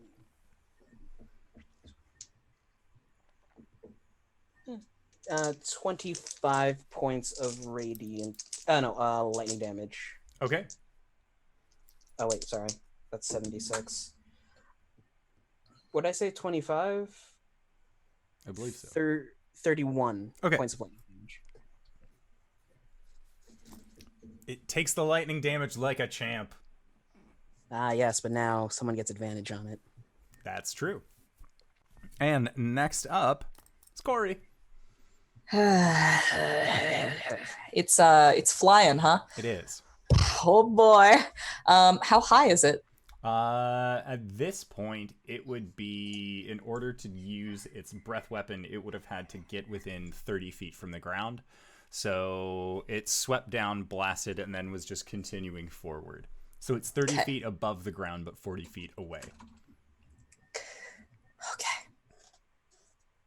I'm not going to do trigonometry right now.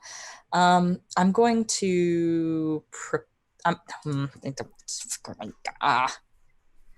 I'm just checking all of my bonus actions real quick.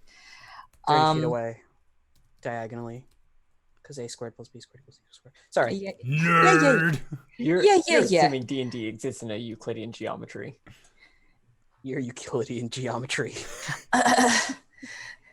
Pythagoras, or get behind me, Pythagoras. I am going to line up a Searing Smite. Right.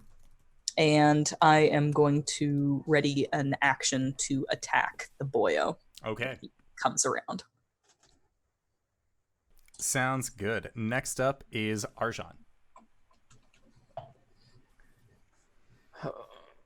I'm gonna take 8 more points of damage so I can light my crossbow.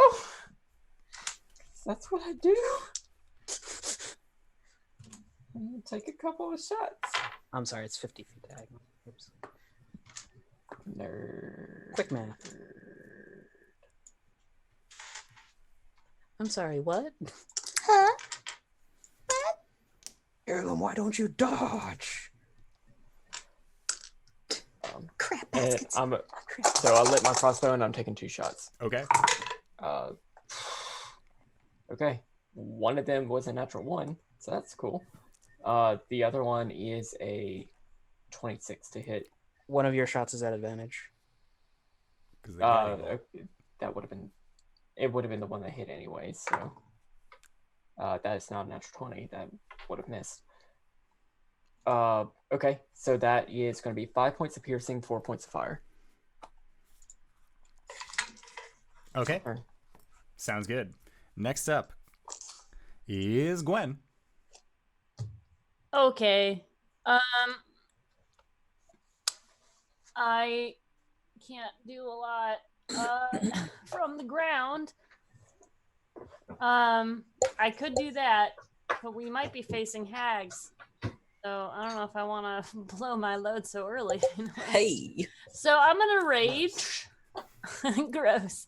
So I'd like to tiny rage, please. Rawr. And Gwen is going to throw a javelin at this mofo. Let's do it. All right. I mean, if this bitch is gonna be doing what it's doing, I'm gonna do it recklessly. Cause why not? I got a 23. Totally to hit. hits. And that is a oh my gosh. 7 points of damage. Who? Am I Bjorn now? No, Bard. Oh god. Sorry. Well, the dragon is Airbjorn. That's true. Wow. Get Oh my god, I can't believe it. out. Kicked from the collar. I'll go now. And that's me. Okay. Sounds good. I'm just gonna I can't fight it down. I need to get up there. Can someone get me up there? All right. So then I just want to check. Row. See. Do we Yep. want to like not be bunched up? I mean, yes and no. If we get too far away from Cori, That's true. If we get too far away from Cori, we would lose the +3, but we would also probably not get hit by the blast. It's a If- catch-22. If we succeed on the saving throw, we still take half the damage. Yeah. So this creature is going to turn around in its flight, and it is going to come down towards you, Gwen, as you have made yourself quite known to it, and are being the loudest possible tiny thing that you can be during your rage. Am I near enough to attack? You will be near enough to attack at this point. I will do that. Okay. Let's see. 19. Okay, 19 totally hits. Roll for damage. Okay. Let me see if I remember how Searing Smite works. Next time I hit with a melee weapon, it does an extra d6 of fire damage. At the start of each of its turns, it must make a Constitution saving throw. So we'll come back to that. Okay. I'm also going to drop a 2nd level smite on this bad boy. Oof. Unhappy. Mites on smites. That's going to be 6 slashing damage, 3 fire damage, and 16 radiant damage. Ooh. Okay. I am Paladin, hear me roar. It does not like this at all. It has already decided to do a heckin' bite towards you, Gwen. I have a question. Do I get a second attack when it's a held action? No. I don't believe so. You get to do a full attack. Whenever you you attack twice instead of once, whenever you take an attack action on your turn. So it's just one. Strictly by the rules. Or strictly as written. Rules as written. So, Gwen, it is going to get a 17 to hit against you. 17 hits. Okay. So that is going to be for a total of 19 points of piercing damage. Okay. And then 1 point of cold damage. Ooh. Is it doing a drive-by? It seems like it is landing to try and strike out against the lot of you at this point. Fuck yeah. Cori, it is going to turn towards you as you just made an explosive attack with it, and it is going to attempt to use a claw. And that is an 18 to hit. Oh, yes. Okay. Yes, that does hit. For a total of 10 points of slashing damage. Okay. And then it is going to use its second claw towards Gwen. And that is a 19 to hit. That hits. Yes. For a total of 12 points of slashing. Solid. I'm at where I was at yesterday. I'm hearing the Skyrim dragon fighting. Okay. So that is it for the dragon's turn. I would like for you all to make Constitution saves as the blizzard catches up. Sir. Sir. Sir. Excuse me, Is it still sir. +3? You will all still get your +3. Sir, this is Wendy. Uh, One. Natural 20 again? Nice. Tough boy. The winter feathers. They're coming in, guys. Your plumage. 27. Okay. I rolled a 19 and I have a +5. Jesus. Okay. 18. Sounds good. So everyone except Arjan again will be taking half of this. Sorry. Arjan's a lizard boy. He's not. Arjan, you take 2. Everyone else takes 4. Oh, what? Other way around. Yes. That is correct. You succeeded. Take more. Oh, okay. Sorry, I was prepared to be taking, another 42 points of damage, so I got really confused anyway. The first time was a breath weapon. This time it's just the blizzard. Yep. Okay. That is correct. Next up, Which means Caelum. that he could still recharge. So we gotta kill him now. How far away is he from me? At this point, he's like 10 feet away from where you are. Cool, I'm gonna run up and nevermore this motherfucker. Oh. Sweet. I'm gonna reserve that for later, but... a 18? 18 just hits. Oh boy! 1, 2, 3, 4, 5. Ooh, 8, 7 is 15. 15 and 6 is 21. 29. 35 points of force damage. Jesus Christ. Okay. It's 5d10s, bro. Sounds good. I'm gonna run away now. Okay. It didn't one shot him. I was like, oh, that normally works. Okay, next up, Cori. That's me. I'm going to attack him with my sword. Oh, wait, hold on. Gwen said, get me up there. It's right next to me now, but you Okay. can do it. Oh God, yeah, do that. Do you? Okay. Through the pink hell. Yes. Could I have moved away from the group but within Cori's aura, like so that if we're targeting a cone, like we're all not hit? Yes. Okay, that's smart. That's a smart thing. Cori is going to look over at Gwen and just say, "Sorry, you'll thank me later." And she'll grab Gwen and like spin her like in a dance move, and then like sakura blossoms just start twirling around her in like a little mini tornado, and she's gonna she's gonna face step Gwen onto the dragon's back. And then as a part of that spin, Cori's gonna like come back around and attack the dragon with her sword. A 22 to hit. Totally hits. All right. The answer is always yes. I'm going to put a first level smite on this. Okay. And that's going to be 11 slashing damage with 9 radiant damage. Okay. And then second attack.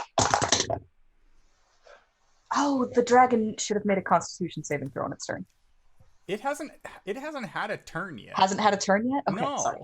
Okay. Oh, Didn't sorry. it do a bite and a claw? That was in the middle of its turn.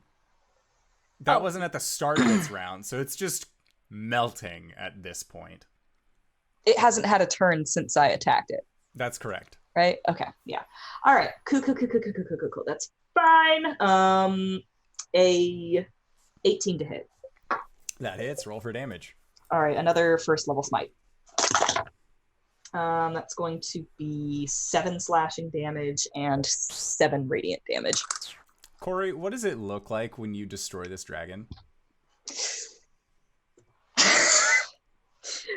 Coriander sends Gwen spinning to the back of the dragon, and then she spins around, still trailing sakura blossoms, and opens up the dragon's throat with the apex of her spin, and then she continues that spin once more, and like just does one last swipe and just takes the dragon's head off.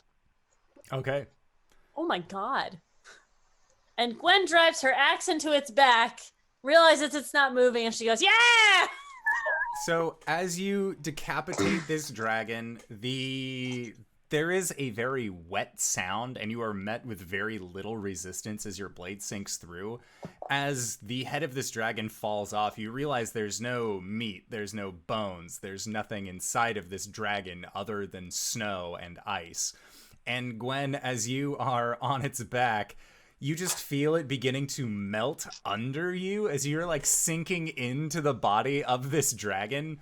Just, it is melting, and now your lower half is just uncomfortable. Gwen puts her hands above her head, and she just looks like a child that's been taken to a place they don't want to be anymore, and they're just like, meh.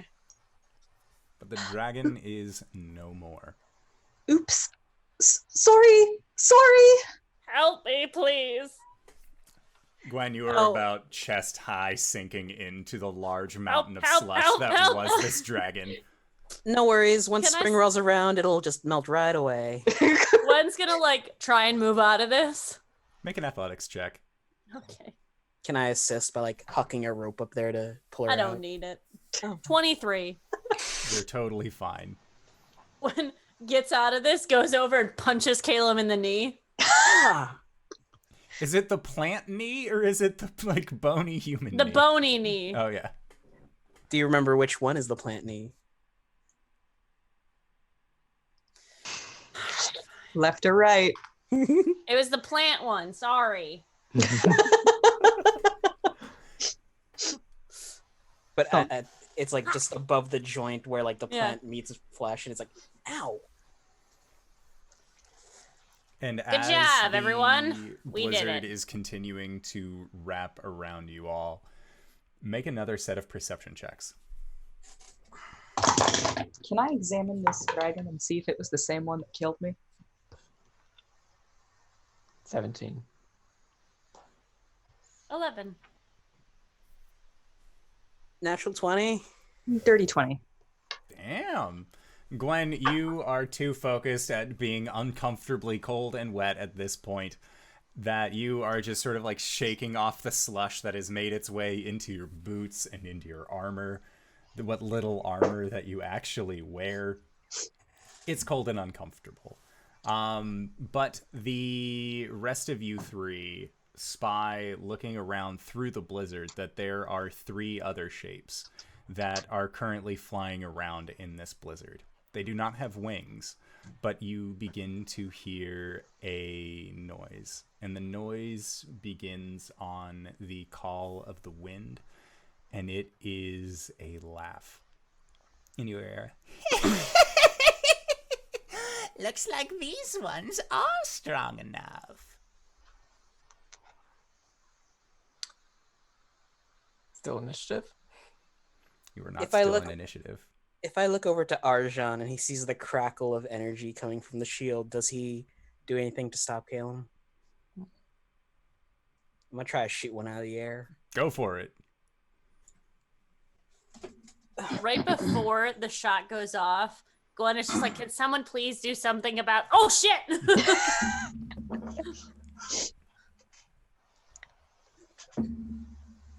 Does a 17 hit? A 17 does hit. Roll for damage. Ooh. Decisions. 66. So Arjan was prepping a thing for right after Caelum. Okay. 12, I guess you guys still are in initiative then. That's fine. 22 points of lightning damage. Oh, boy. And they light up like the Rockefeller tree. No flyby cackles while we still have ranged options. But that went up this past week, didn't it? Yeah, it did. I went by there on my way home from work one day. It's really nice. Okay, so, Caelum, how much? 20 and 2. Okay. So, 22. Man, wouldn't it suck if these are good guys? They're not. How sure are you? They're hags. They're not. If they are, they better start talking. Listen, I play a hag on the Tuesday night game. I can say that. Hey! All right, so, Caelum, that was what you wanted to do. If we are still in initiative order, Cori. Yeah? Is there Is it my anything turn you'd in like to do? initiative? Yes. Okay, there are hags flying above? You were able to see them, so yes. Cori doesn't have any ranged options, so she's just going to try and stand in a fairly central position to everyone else and ready an action to attack if any of them come near. Okay. Sounds good. Arjan. The one that's lit up, I would like to bonus action cast Hex. Okay. And for action, I would like to pop off some shots. Do it. The first one being an advantage. That's another red die. Okay.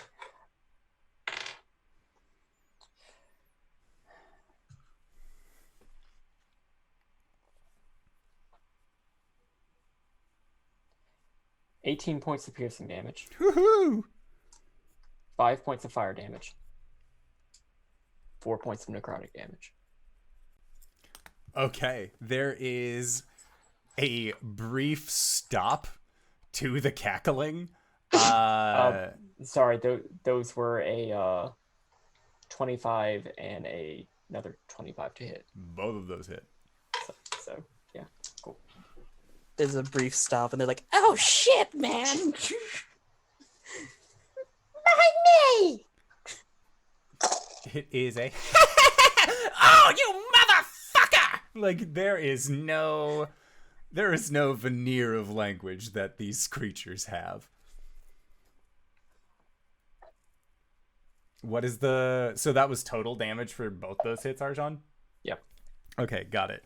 So next up is one of these figures that is floating in the sky. Gwen, as you are figuring out what you need to do, there is a rumbling sound, and between you and Arjan, Caelum, and Cori, a 10-foot thick wall of ice emerges out of the ground. Who's on my side? Just you. Oh, Uh-oh. okay. Don't like that. Cool. And it seems like it actually goes to wrap around you, encasing you in this small circle of ice.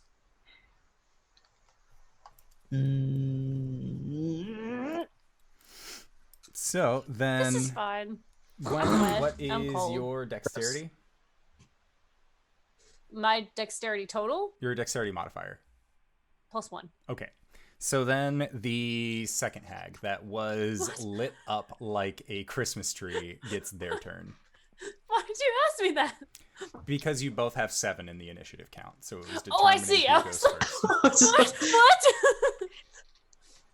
All right, so at that, there is a second wall of ice that is birthed out of the ground. This one kind of exploding out of the head of the dragon, and then wrapping the 3 of you that were separated away from Gwen in your own separate circle of ice. Gwen, it is your turn. Cool. Can I cast Burning Hands at 4th level, please? Ooh. Whoa, what? No, I'm kidding. I don't remember giving you an item that gave you burning hands. I was like, huh? Hey, What? listen. If the players can't keep track of their starting items, what makes the DM think you can keep track of all the stuff Right. he gives us? Oh my god. How you said it's a 10-foot wall? It is a 10-foot thick wall.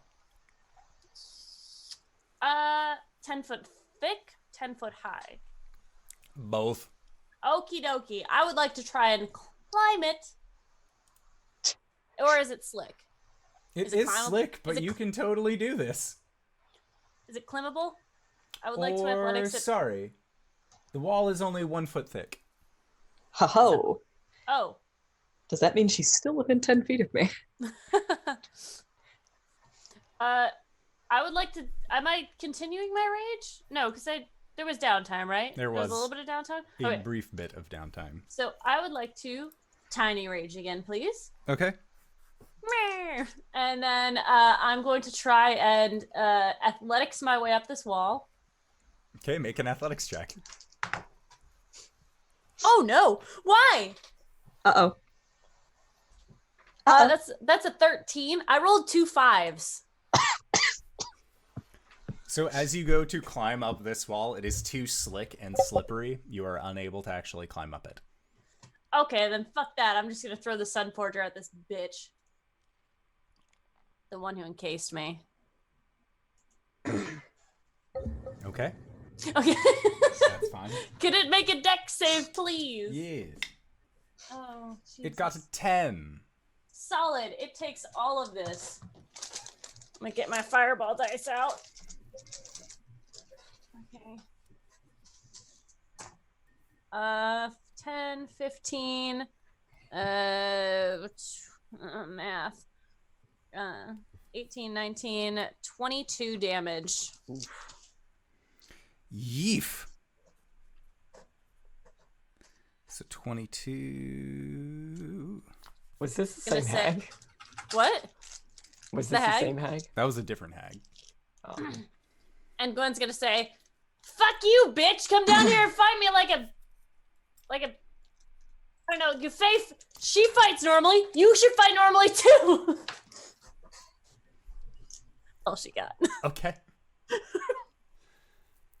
She's Sounds mad, good. okay? Like, she's in a cage. Sounds neat.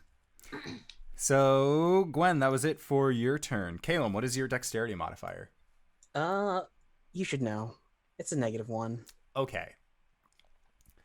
So, with that, there is a sound of an electric crackle beginning. And from the sky, from an area that you hadn't taken notice of, there is a beam of electricity that shoots down. Caelum and Arjan, I need you both to make dexterity saves. +3. I wish I had counterspell. Oh. 14. 0. Oh, 3. Buddy. Okay, so Arjan, you are going to be taking half. Caelum, you are going to be taking full.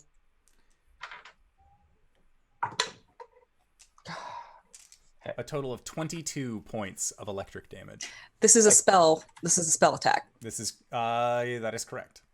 You guys have 11. resistance to spell damage. Yay. Hex is still down. Okay. I rolled a nat 1. I am rolling great tonight. I was rolling fantastic at the beginning. And after this spell is cast, you watch as this figure seems to just float backwards into the blizzard and then continues to be obscured. Ooh, I don't like that. Was this... Do I know which hack this was? Make a insight check. 23. You recognize... You can differentiate the hags. So you know that this is not one of the ones that has thrown up this wall of ice. So it's not the one that that we have tagged. No. Okay. Cool. That is correct. Caelum, it is your turn. I can see some hags or a hag. You can see one of the hags. No, she's gonna take the full brunt of this one. Okay, hold on. 3, 5. So that's okay. I'm casting my Ray of Ravens spell, and that's a Scorching Ray modified Okay. to deal psychic damage. Is this There new? is a... And as you go to cast your magic, you feel like somewhere within the snow, somebody is working magic counter to yours. Ah, bitch. It's the counter spell at level 5. Ooh. Well, at least I'm burning whatever they have up.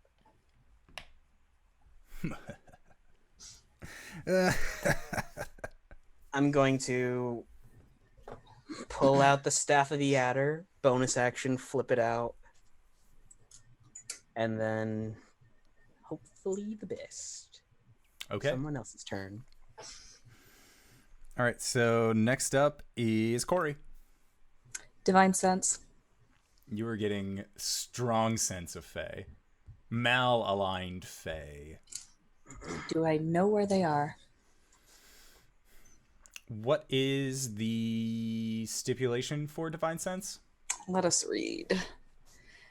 Turn to page whatever the fuck. As an action, you can detect good and evil until the end of your next turn. You can sense anything affected by the Hallow spell or know the location of any celestial, fiend, undead. We've ruled Fae as well. Within 60 feet that is not behind total cover. You can sense 2 of them, but not the third. Okay. Are they floating through the air? They are flying. They're flying. Okay. Coriander's going to try her best to point out where they are and line up a Searing Smite. Okay. No. Yes. That is what she does. Sorry. That's okay. All right. That is what I do. Arjan. We're inside this ice thing, right? That is correct.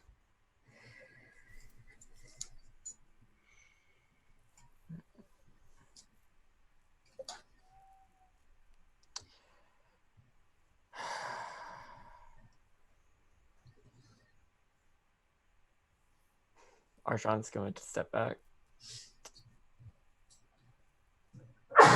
and run forward. As he runs forward, his you can see shadows coalesce around his wings, and he teleports through the ice with a misty step. Okay. Whenever he comes back out, he like skids in the snow for a little bit. Can he see the Fae that he lit up? Make a perception check.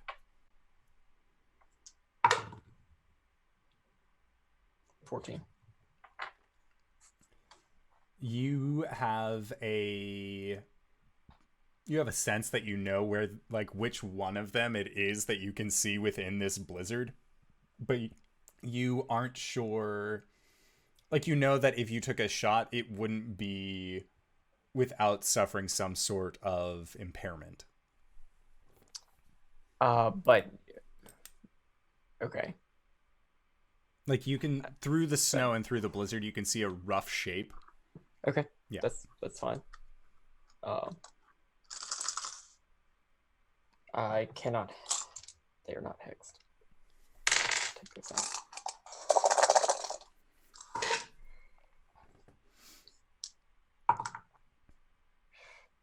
Both miss.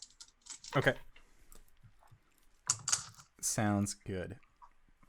So the next up is the one that has taken quite a brunt of this damage.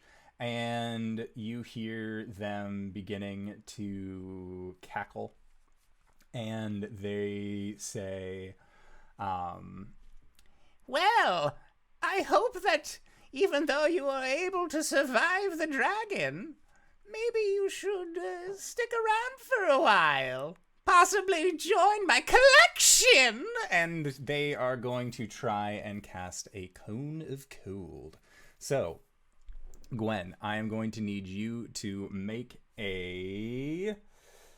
This is a Constitution save. Actually, all of you will, because it is a 60-foot cone. But there's a wall between us. They are casting it from above. So Everyone except Arjan, actually, because you had teleported away from the group. Constitution, you said? Yes. You fucking dice. Plus 3? Plus 3. It's 11. It was a 9. It was a 17, and then it just went to the 3. You get me every time, dice. You get me every time. So an 11 from Gwen. 8. Ooh. 22? Cori, you make it. Caelum, you and Gwen do not. So all who failed take 39 points of cold damage. Cori, you take half. Cool. Well, we take half. Yeah, everybody take well. half of. Yeah. Oh, thank the gods. Still down. That would have been me down. Wait, are you down? Caelum! Sorry. What was that? That's me genuinely concerned. Cori's vaping. Caelum walks up and blows a smoke. Caelum. I'm in danger. Okay. So that was it for her turn. Next up is the second creature. And they are going to Sorry, that was my concentration save. fly down towards you, Arjan. Mm-hmm. Make a wisdom save. Oh, he is not within 10 of me. 21. Okay, you feel a magical effect wash over you, as it seems like they were trying to alter or change your form in some way, but you managed to just shrug it off. You have fought creatures like this before. You're not putting up with this hag bullshit this time. So that is it for their turn. At the top of the round, the blizzard parts for a moment, creating a... Or yeah, Gwen, sorry, your turn. Okay, I couldn't remember if that was Yes. like... No, it's I'm at yours. the very end, right? Yes. Okay. Gwen is going to say, fuck this! And she is going to cast Thunderstep. And she is going to appear 300 feet. So she's going to try and get on top of one of these witches. Okay. And the walls around her... Make a perception check. Oh, good. Don't burn me before, dice. I'm just going to go ahead and... That was not in my tray. So perception is 11. So you won't be able to get exactly onto the broom. You'll need to make an athletics check when you arrive. Okay. So the wall around me takes, and I don't know, within 10 feet. So if their wall is also within 10 feet, Oh, yeah. it takes 20 damage Okay. The wall around you shatters. as you hear a thunderous boom echo throughout this area. And make an athletics check. Okie dokie. Yeah, you behave better when you're with another dice. I know. Like your cats. I know, right? That's a dirty 20. Okay, so with a dirty 20, were you going for the hag that you have been laying into with javelins and everything? All right. Yeah. So you manage, as they had kind of flown down to try and fuck with Arjan. As they were flying back up, there is this thunderous crack of energy from behind the lot of you as Gwen teleports and then lands up onto this broom that this individual is actually using to fly. And Gwen, as you land on this broom, this figure just rears back towards you, this large grin on their face, and they just go and just hiss at you. Completely, She just goes, completely unwanting you to be here. she just goes, Sep witches. She said the thing. There's only so many times that I can do it, okay? This is one of them. Okay. So that is when up in this blizzard, you see that the snows part into what looks to be a 10-foot sphere that is around one of these hags that you've seen only briefly. It seems like they are the one that tends to stick more towards the shadows. And as they look down upon the group, you see them reach into a satchel and pull out a very familiar looking longsword. And you see her grab the blade with one hand, and the metal itself begins to tarnish. And you watch as it looks like there is a chill that sets into the very metal itself, and there is a cracking noise.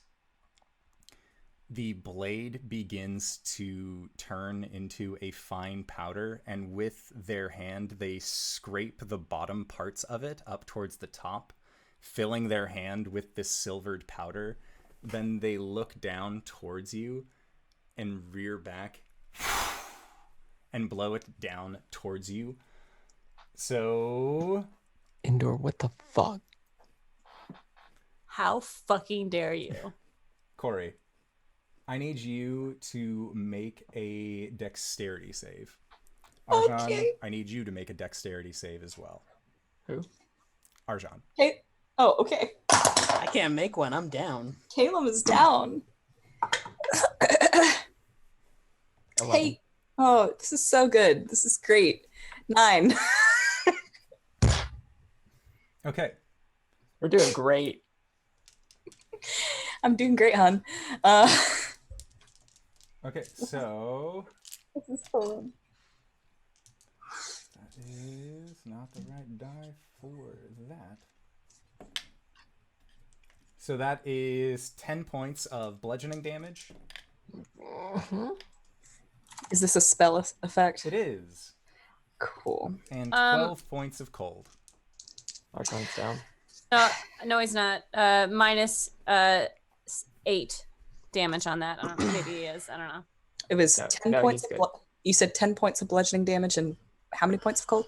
And 12 points of cold. Okay, so 10 divided by 2, reduced by 3. That's going to be 2 bludgeoning for me, and then 6 cold? That is correct. Okay. God, this is the one thing keeping me alive right now. This is great. What attack was that? Or what spell was that? An ice storm. Nice. Oh, that's really cool. All right. Fun. Love it. Wonderful. Love it. Cool. Bye. And you see them Justin. take what looks like the hilt of what was Moonlight's Edge with a little bit of the blade still poking out, and they tuck it back into their satchel. Caelum. Yep. Next. What'd you roll? That one. Boyo? It's fine. That's Is 2 it? fails. Yeah, it's fine. Whose turn is it?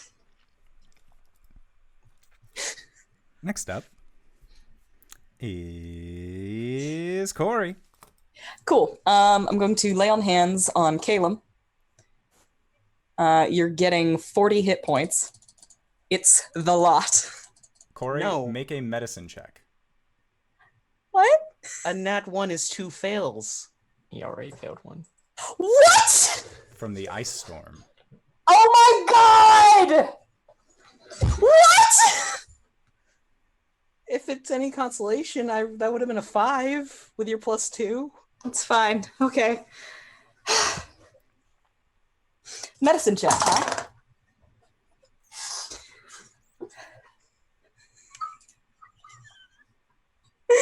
I'm no good at those.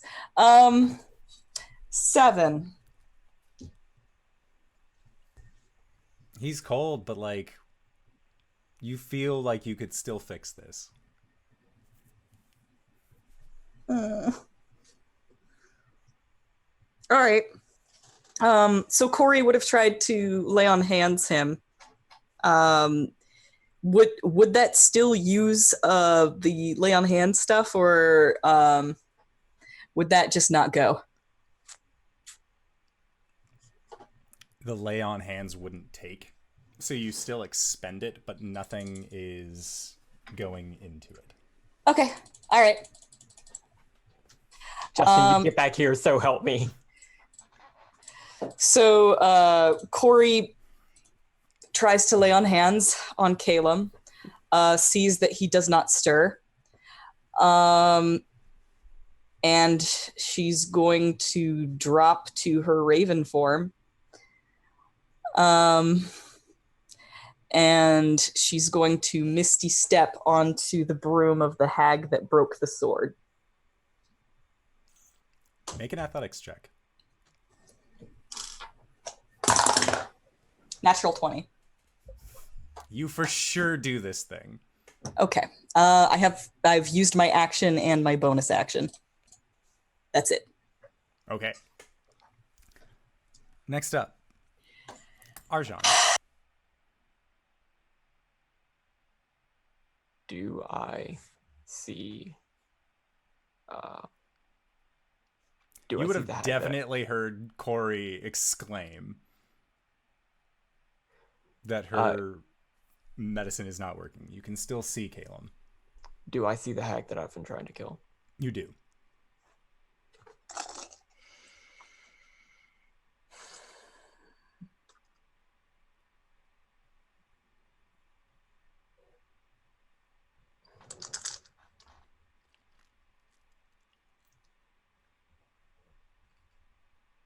Okay.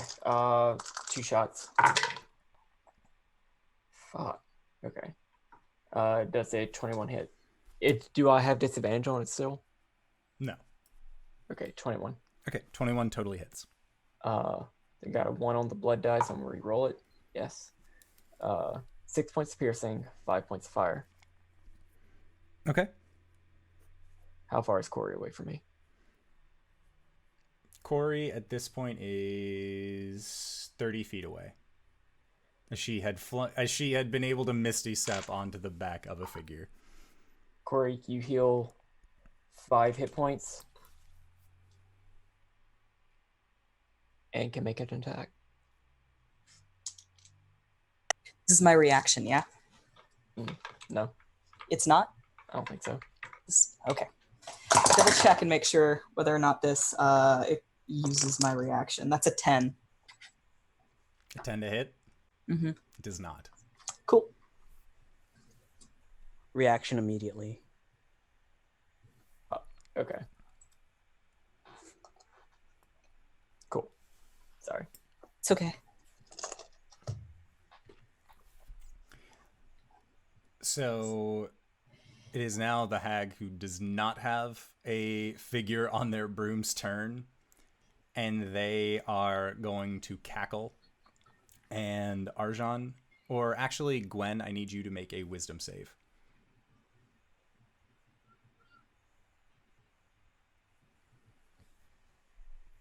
Okay. All right, I have a lot of tabs open.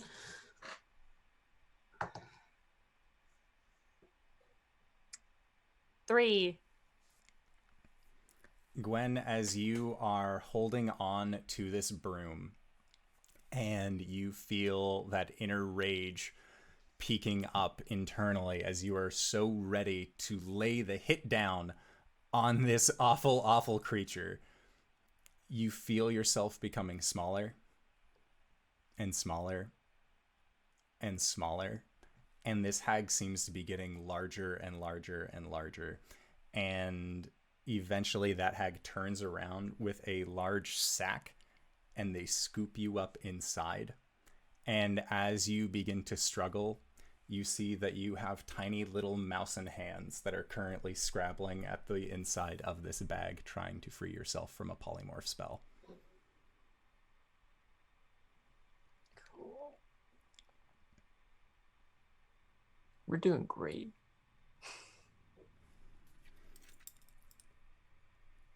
That hag is then going to use their turn to begin flying away through the blizzard, cackling as they do. Next up is Gwen. You can make a wisdom save. Solid.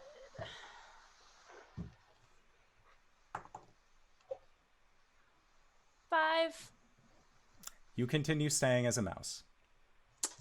Can I make an attack? Using a mouse's stats against the inside of a bag. Yes, you can. Solid.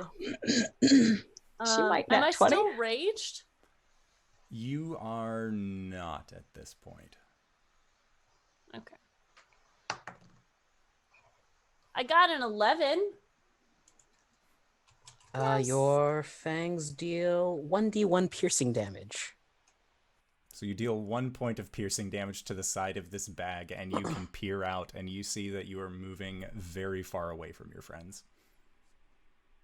I would like to scratch at a frenzied rage. Okay. Sounds good.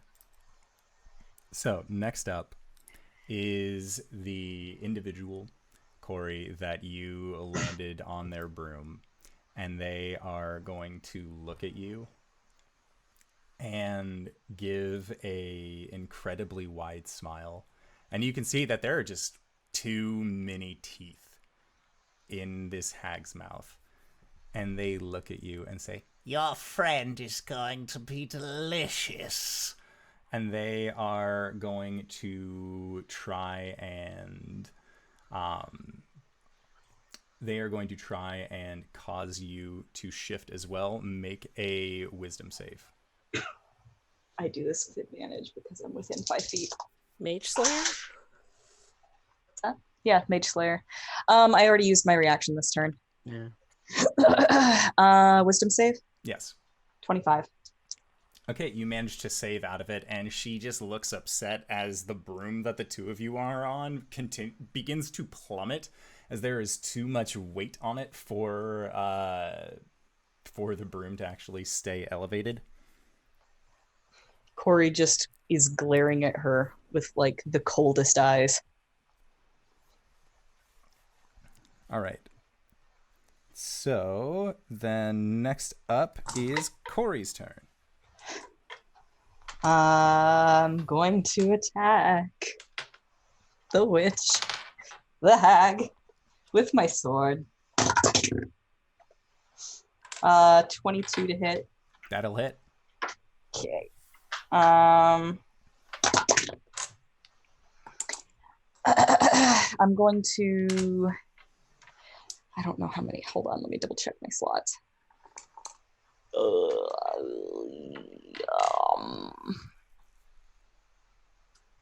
Yeah, I'm not going to put a smite on this. It's going to be 9 slashing damage. And then here comes second attack. That one is 23. Also hits. And this one is... Oh, shoot, this isn't a magical sword. 12 slashing damage. Okay. Sounds good. She takes the hit like a champ. Arjan. How far away is the one that got Gwen? The one that got Gwen at this point is... They are about 70 feet away. Okay, I'm going to do a Mystic Frenzy. Okay. 2 Eldritch Blasts and a crossbow shot. Does 12 hit? A 12 does not hit. Does a 14 hit? A 14 also does not hit. 23 hits. What was the last one? 23. That totally hits. 8 points of piercing damage, 5 points of fire damage. This is the one that has Gwen, who I assume is concentrating on a polymorph spell. So it wasn't actually Gwen, or it wasn't that one who had cast their polymorph spell. But Okay. What does the third strike that you do look like as you kill this hag? So Arjan's got the crossbow lit, and he's bleeding very heavily. You see 2, like, in the heat wave coming off of his crossbow, you see like 2 bits of like force go forward as his Eldritch Blast. But it looks like both of them just like veer off, but you know, rules of 3. As the witch light goes one way, goes the other one just like tilts her forward off the room. Okay. And she begins careening back down to the earth. When she makes impact, Gwen, you are going to be taking 3 points of bludgeoning damage as a mouse. Okay. How many hit points does a mouse have? I don't know. There's no 5th edition stats for it, but They have Rat 1. has 1. So Gwen takes 2 points, and it's Gwen again. Gwen, you just burst from inside of this burlap sack. That was meant for a mouse. Mm-hmm. Mm-hmm. Okay, so Arjan, that was your turn. You hear another hissing sound, followed by a sister that seems to echo throughout the snow. And then this figure is going to begin flying away. They don't seem to be interested in continuing this fight. Must be so hard losing someone you love. Can't imagine what that'd feel like. Cori loved Caelum. Next That's my up takeaway from it. is the figure that is on Broomback with you, Cori, and they are going to twist around, and you hear a popping sound as it seems like they are choosing to almost bend their spine completely unnaturally to just turn and face you. And they also bring up a very same wide smile as before, and they put two hands together as they... Actually, what they'll do is that they'll pull out the remaining bit of Moonlight's Edge, and they press one hand to the base where the shrapnel of metal is still picking out of, and they are going to cast a spell at you. Cool. Reaction. It's a 2 on the die. So 9. Okay. So that is a failure. So you are going to be taking 47 points of cold damage halved. Oh, no, this was an attack. I'm sorry. Oh, okay. Yeah.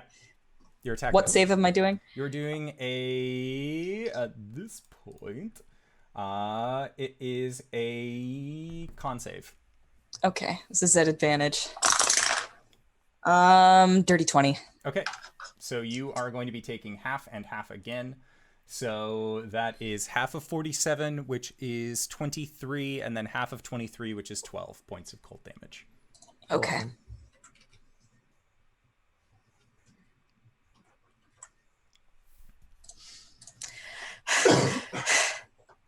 And at this point, you see that Moonlight's Edge is just a hilt.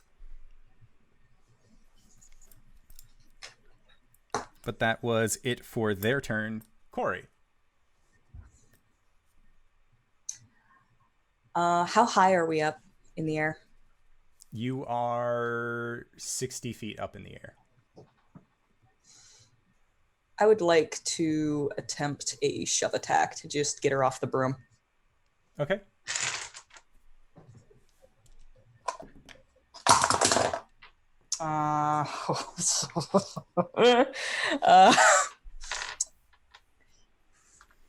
That's a 23.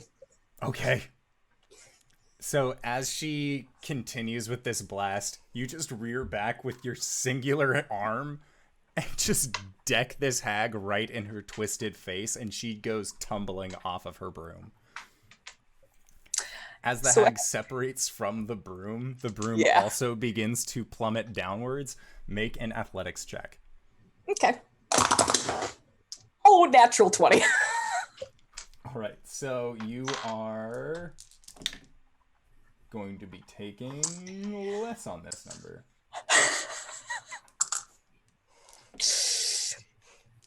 So 15 would be the total, but you are going to take half. And then reduce that by 3. So 7, you take a total of 4. This is hilarious. I have 2 hit points right now. It's fine. This is fine. Okay. And then Second she attack? is also going to take some damage.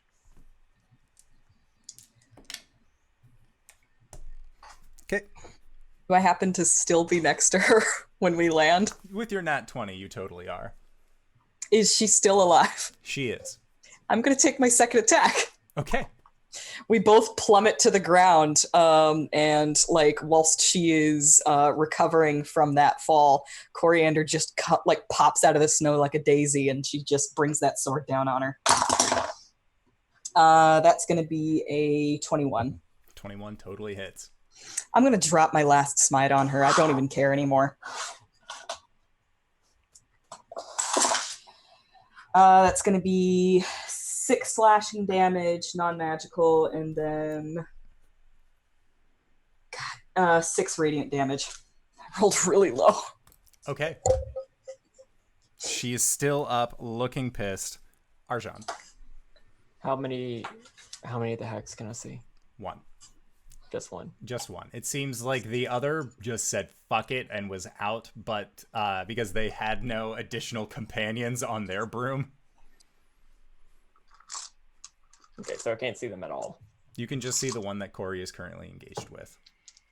But the other one has flown at this point 100 feet away through the blizzard. So, okay.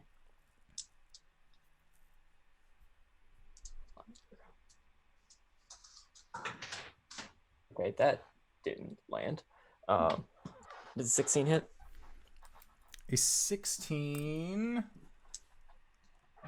just misses. Okay, but a 17 will hit 17 is exactly what you need. because I'm going to use my blood die.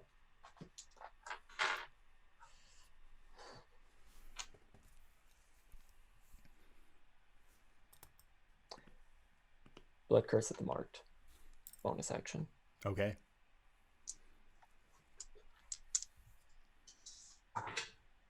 That's a 1. I get to reroll that. It's a 1 again. I don't get to reroll that. 12 points of piercing damage, 5 points of fire damage. How much fire damage? 5? Okay. Yes. Sounds good. They are still up, but barely. Next up, Gwen.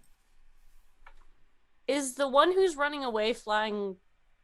Because I went a distance, yes? Yes. Are they going over me? At this point, they would have already gone past you. Okay. And I can't see them anymore? No.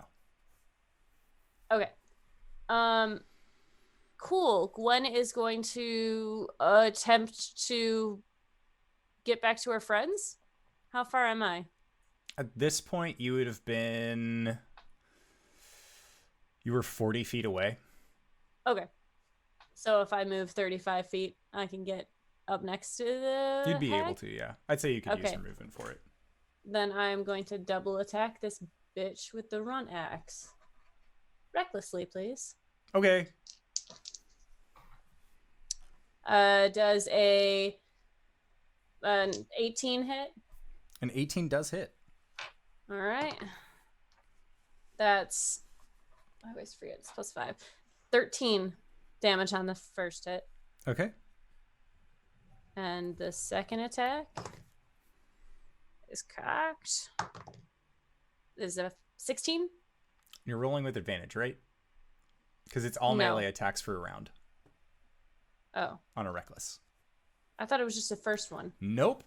Have I been doing this wrong the whole time? As your Kefris fellow has been barbarian. doing it, too. Yes. Yes, we have. Oh, does a 17 hit? Exactly what you needed. Okay. That's We're almost done with Strahd. You've 15 been doing it wrong damage. this entire- Huh? 15 damage. Gwen, what does it look like when you put the axe to this hag? Oh boy. Is she standing over Cori? Or is she on the ground? She's on the ground. Gwen is going to... She lifts up her first hit, hits her in the side, lifts up the second hit, and just cleaves her in two through the stomach. Okay. And as the axe blow cleaves Amma Wintergrasp through the stomach. No? No, I'm just saying, don't fucking end it here. You can't do that. As your axe cleaves through her stomach, the blizzard begins to dissipate and cease. And you can hear the sound of ice walls shattering. And as you look over, you can see the form of your friend Caelum lying in the snow, as that is where we are going to call it for tonight's session. So, What the fuck? I would like to say thank you to everybody who decided to stop on by. Thank you for the awesome people who joined us towards the second half of the show. We like to put on a good time here for all you friends and excellent people out there. So, I would like to say thank you again. RJ, where can we find you? What do you do? Realized I was muted. Hey everybody, I'm RJ here on the channel, but you can catch me at RJustice282 on Twitter and Twitch, where I tweet about the nerdy things in my life and post the handsomest boys ever to rock the TT. RPG scene. I got a commission done of my Monster of the Week kid. He's cute. He's really cute. Hey, you can catch me on Tuesday night as we play Curse of Strahd, run by Danae Keener of DanaeKeener.com. I play Bartholomew, the human ranger, blood hunter, werewolf. It's getting kind of heavy.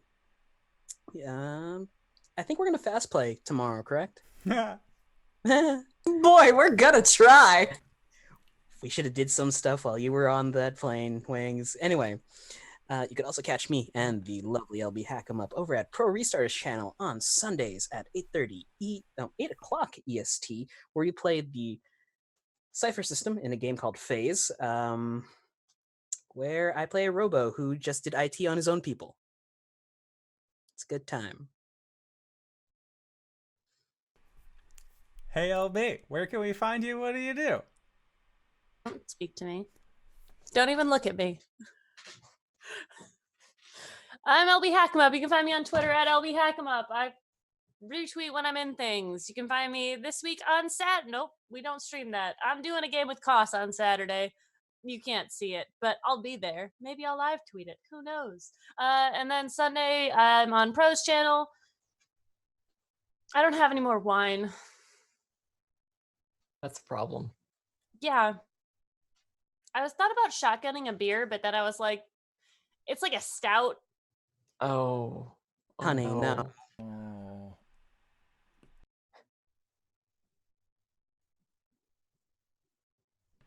I think that's it. Cyber. Oh. Hi! I'm Cyber. You can find me on Twitter, CyberWolf1. I shitpost mostly. I also talk about whenever I go live on stuff, like whenever I go live on twitch.tv/CyberWolf1. I play video games bad. Real bad. But I talk about lore. We're going to play the new Pokemon. It's going to be a good time. I have a YouTube where those archives go up to, youtube.com/CyberWolf1201. You can also find the podcast that Kyle with an N and I do called Let's Talk About It, Get Drunk, Do Parkour, talk about the games we're in and the stuff going on in the RPG community. You can also find some D&D Beyond homebrew tutorials like the Open for Adventure Paladin Oath of the Curse, because, it's cool. D&D Beyond's a cool tool. You can watch our characters die in real time. It's great. Love it. But for RPG stuff, I have a Patreon where I post conversions and other rules. I have a DM's guild where I post some races and stuff.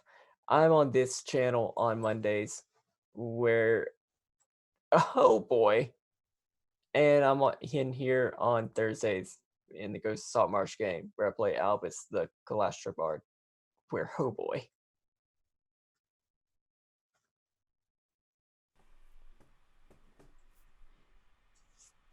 Wings, take it away. Hey everybody, my name's Wings. You can find me at DanaeKeener.com. I do nerdy drawings mostly related to D&D and a lot of things on this channel. You can also find me here on Mondays playing Cori under the Elegant Paladin, and on Tuesdays running Curse of Strahd. I did have a airplane trip where, you don't have access to internet or your friends. And so I just kind of sat there and read through the Curse of Strahd module and had thoughts to myself. Boy, howdy, did I have thoughts. Anyway, that's DanaeKeener.com. And until next time, spring is supposed to be a time of rebirth.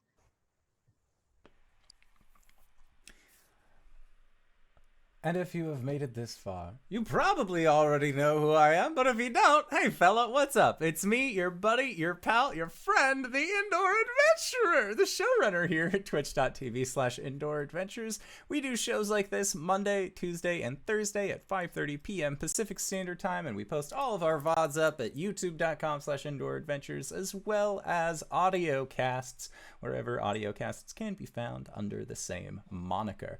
We are now going to be going into our Patreon supported podcast called Nights in the Courtyard. So if you have questions for myself, questions for these wonderful players that you would like to ask, feel free to either join us on Discord and drop those questions in the Questions for the Courts chat, or consider dropping them in the Twitch chat to the side. Hopefully, some people who are also patrons will repost those in our Questions for the Courts. So, consider it.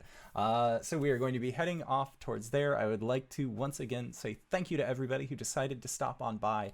Thank you to these wonderful players for putting up with my bullshit once again this week. And we'll see all of you guys next time. All right, everybody. Bye-bye!